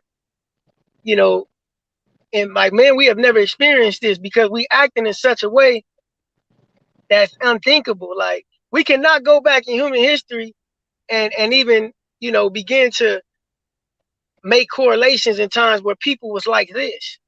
Like, when it comes to the family, like the family structure is just like at its worst, man. Ever. Right. In the history of Black people in America, it is. Statistics Black people, just people in general, but specifically towards us, because we public enemy number one for sure in this Anglo-Saxon world that we living in. Like, we public enemy number one. And that's great. I was just having this conversation with my cousin earlier today. I said, everybody around the world is conditioned to believe that white people are superior and Black people are the worst pieces of shit on the planet. All around the world, this is the condition as it pertains to white and Black. So, sure. I hope that was able to, I was able to answer you or give some clarification for whatever you was looking for, brother. Yeah. I was just trying to, to see what you were thinking on that. And, I agree with a lot of what you said, just about everything. I think we could summarize that, from just slightly different vantage point. I think what's going on where the man's role and importance is diminished in society, especially when it comes to family, because of all the things you talked about, how important the family unit is. But one thing that real men teach their children, I was talking about that identification, that sense of self, and ability to face opposition, even to face your fears, right? That's what I learned from my dad, basically, pretty much. And I think we as men, we transfer that to our children, the ability to have a sense of self and identity where you're able to face opposition in life, face your fears, not what the outcome's going to be, but having the faith that if you face your fears, then and the courage that everything's going to work itself out, that you're going to be victorious or successful. And I think that's what men transfer to their children. And that's the key. When you talked about, you know, the enemy, Satan using the same things that God, the same principles that God has out there for the sake of wickedness, basically he takes what God has as tenets for living and he twists them, he distorts them, gives the opposite, like the opposite of faith. He counterfeits fear, right? The opposite of faith is fear. And once you, you know, obviously once you let fear control your life, then you're powerless at that point. I think that one quality that men bring and install in their children, both girls and boys, but especially boys, and even girls too, to live by faith and not by fear, to have the courage to face opposition. Is this Michael Fuller speaking? Yes. Yeah. Man, brother, you always right on time, man. And you, my brother be dropping gems, man. A lot of his stuff be going over cats' heads, man. But I respect my brother. He be dropping gems. I've never not heard this brother speak on something that I don't 100% agree on. Right. And that I can relate to, man. Hey, I'm gonna make a reply to what you said, man. As far as when you said, you know, that's what men do. That's what the father do, man. I jokingly always tell my mother this, and I joke with her to make her laugh out of it, but I'll be serious. I'll be like, Mom, I've been raising you for 34 years. And she always say, boy, I'm your mama. Mom, I've been raising you for 34 years. Because you still learning. And because of your reluctance in submitting to a man, because you didn't know how and you didn't know what that looked like, you've never knew the value and the benefit of having a man in your life to where you could depend on that man, you know, at no fault of your own. But I said, in the absence of my father and in the absence of where you didn't allow him to do his part, I said, you thought you gave us something good because you did the best you could do, but you was ignorant. You didn't know no better. I said, you gave us fear. And I say, Mama, you always say you believe in God, but you really don't. And you made a good parallel between faith and fear. Well, contrast between faith and fear and how important it is. A woman don't know how to do that. Like, that's right. Most women do not. That's right. Exactly. And like I told her, I said, Mama, God didn't give us the spirit of fear. Facts. He didn't give us that. I said, but you always, the way in which you approach things and the things that you taught me is something. And that's why me and my mom, we used to argue a lot about it, because he's Mar, you my only kid that never really listened to me. I said, Mom, I didn't listen to you when it wasn't beneficial. I didn't want to hear that shit, that soft shit, or that ignorant shit that you just didn't have no, knowledge of. I blank that out. I only extract things from people that's good and beneficial and true. Like, I don't care about opinions, man. I care about fact and truth. I don't care about your opinion. That's something you formulate based on your own experiences. And it could be wrong. It could be entirely wrong, whether it benefited you or not. If it's not a fact or truth, I don't care about it. Yeah. But you made a great point, because that's a man's job. Like, a woman just don't know how to do that, man. Like, and me and my mom, we clash on that a lot, and I wish she was here to hear that from somebody else, man. Right. And that's the reason why the enemy, they understood that. Right. That's the reason why they made it so it was very inconvenient for the man to stay inside the home. Exactly. And that was a process, right? When a lot of the middle class jobs, factories were taken out of the inner city, sent overseas. That pretty much nullified black man's role in the home as far as a provider from a financial standpoint. And then the advent of new welfare system, which prevented him to be there, if that welfare was going to be available to the woman and the children. So the point is that all that's by design, and it really goes back to a spiritual basis. Exactly. You know, that one scripture that says the just shall live by faith, right? Everything in every word in that sentence is important. Just shall live by faith. So what does that mean? That means the opposite is true as well, right? You'll die by your fears. That's a fact. You will be prevented from life or living if your fears control you, right? But the way to life is through faith. So really, which is really courage, right? Knowledge, courage. So that's what a man provides for his family. That's what he provides for his family. As long as the man's not there, it's very difficult to transfer those qualities to your children, to your offspring. Right. Without that, just like you said, that's the foundation of society. That's the foundation of it all. So that's pretty much where we're at now, in my opinion. And the people who were in control of the system that created the reality indirectly and directly in some sense, they knew that. It wasn't just by chance it happened. Yeah. So we'll go around and give our closing remarks. Birdman, any closing remarks? Well, it's like on what Michael Pullett and LT said, or L said. Hey, if you got fear out of your vocabulary, out of your life, it should motivate you. Like it's okay to fail, it's okay to try, but just be a good example for your kids, be a good example for yourself, because you reflect your kids and your kids reflect you. And I just always try to have a way or will to be in your kid's life. It might not be as much as people think it is, but a good dad's going to do his best regardless of what it is. And his kid's going to notice that. They might not know it now, but eventually in time, as they get older, they will know that you were trying to be a part of their life, and they'll love you for it even more. And I salute to all you guys, and thank you for everything y'all said. So, all right, brother. Yep. All right, peace. All right, Michael Fuller, what you got, man? So before I hang up on you. You know what? One of the most impacting things I heard tonight is what Isaiah said when he said he's never seen a man who took care of his family that wasn't blessed. And I think if we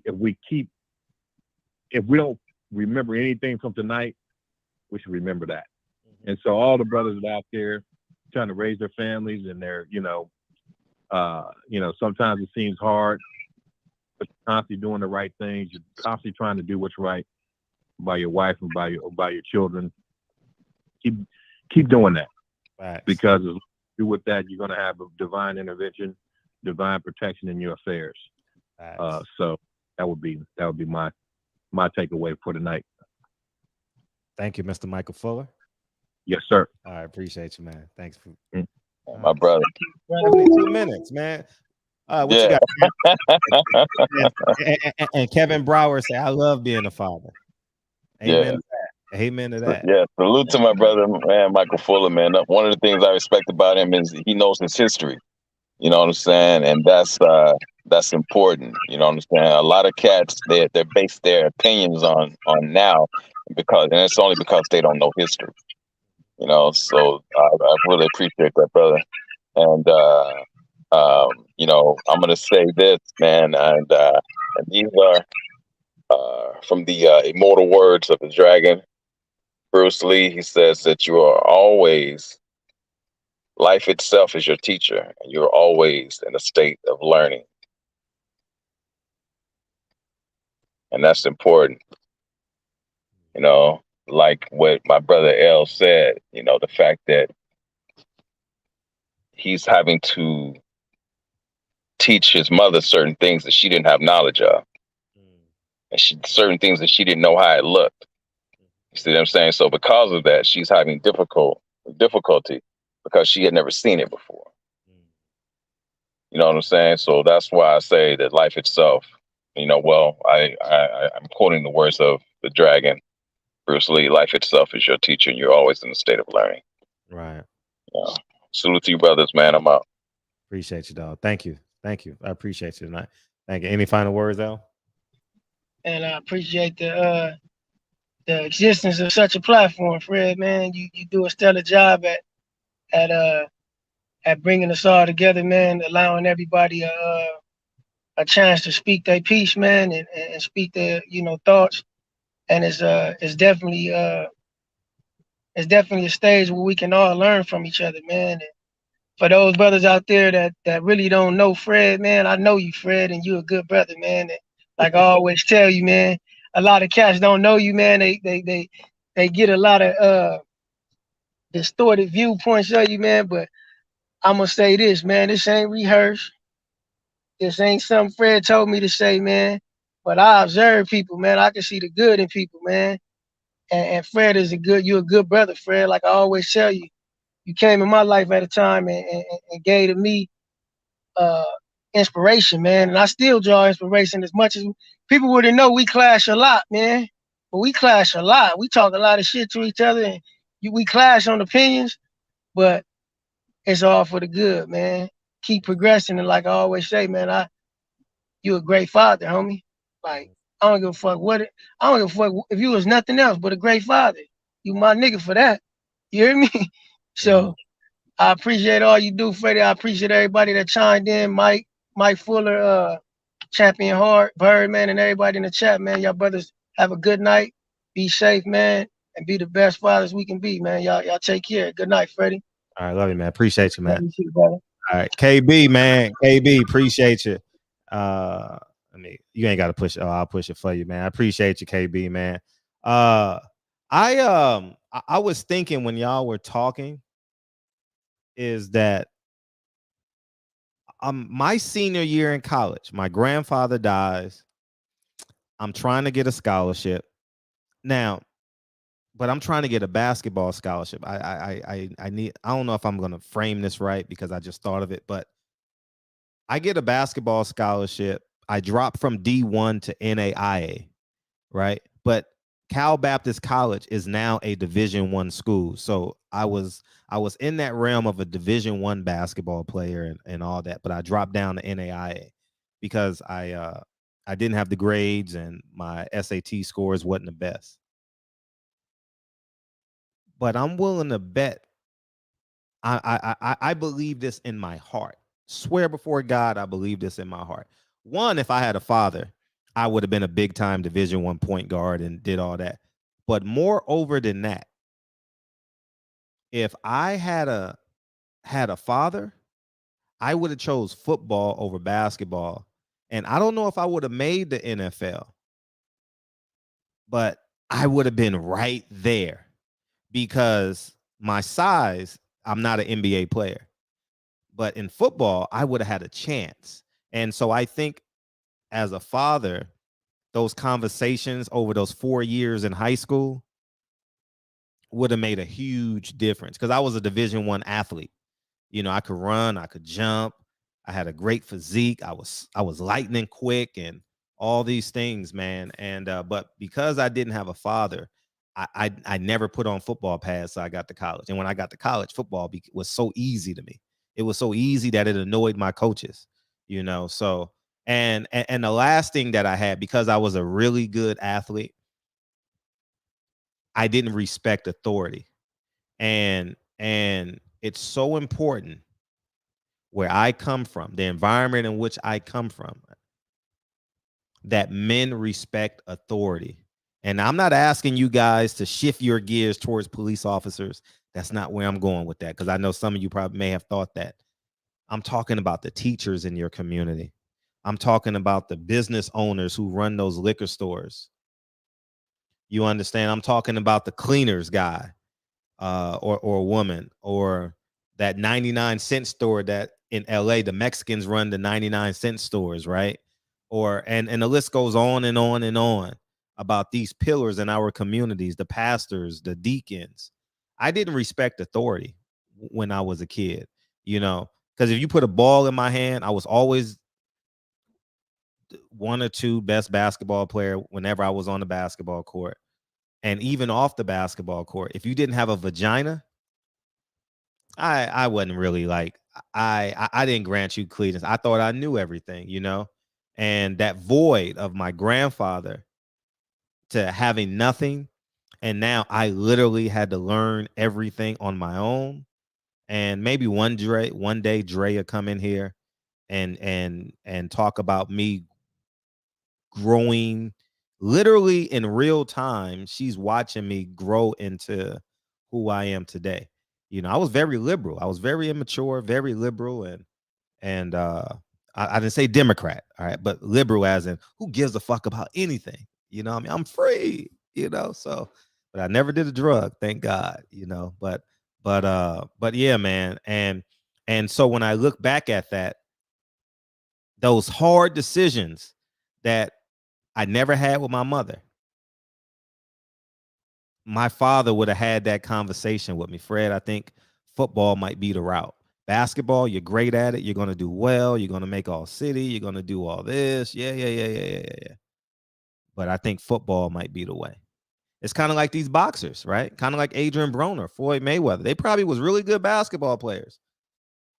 Or maybe it would have been boxing for me. Maybe I would have took up boxing at 8. You know what I mean?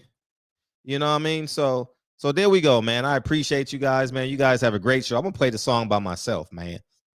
I'm going to play it myself. Great conversation. Now I'm even more inspired not to talk about boxing. And what didn't and you know what else I wanted to say is that Earl Spence and Terrence Crawford are great fathers. I know I had them in the title. I watch all their stories. I always like them.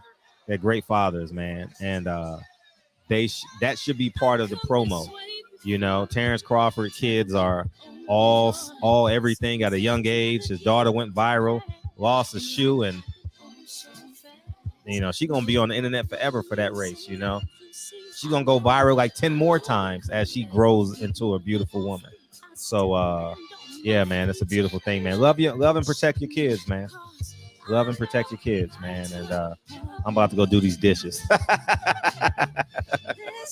I gotta go do dishes right now. Dishes is what keep my hands soft, man. Peoples Hernandez, man. What's up, man? What's up? And I appreciate you tonight, man. Appreciate everybody. Appreciate you, DJ, man. You know you ain't got to donate to the show, man.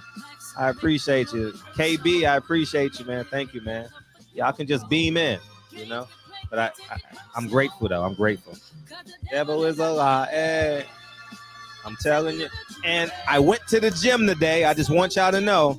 Don't mind my arrogance. I'm just pushing your buttons, man. It's not personal. I just want y'all to say, fuck Fred. I'm going to the gym.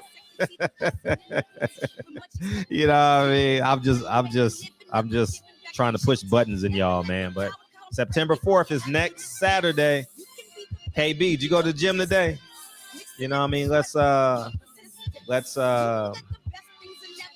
get in shape, man. You know what I mean? I really want us to live a long time. Even if I disagree with you every night, I want you to live a long time. You know? Oh, man. Yeah, I got videos. I got tons of videos of me playing basketball. Yeah, but they on those little tapes. I ain't transferred them yet. So they in the bag.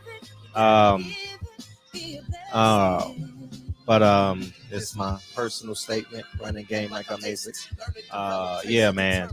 I'll be honest, man. Those videos that I saw of the brothers and stuff, at the meet and greets and stuff like that, really wanted me to. Yup, got the workout in. Took my kids to the park, ran around with them. I appreciate that. Yeah. That's dope. So yeah, man. It really Hannibal inspired it. And when I saw the brothers at the meet and greet, it confirmed it. We got to get in shape, man. We got to get in shape for our families and our last names.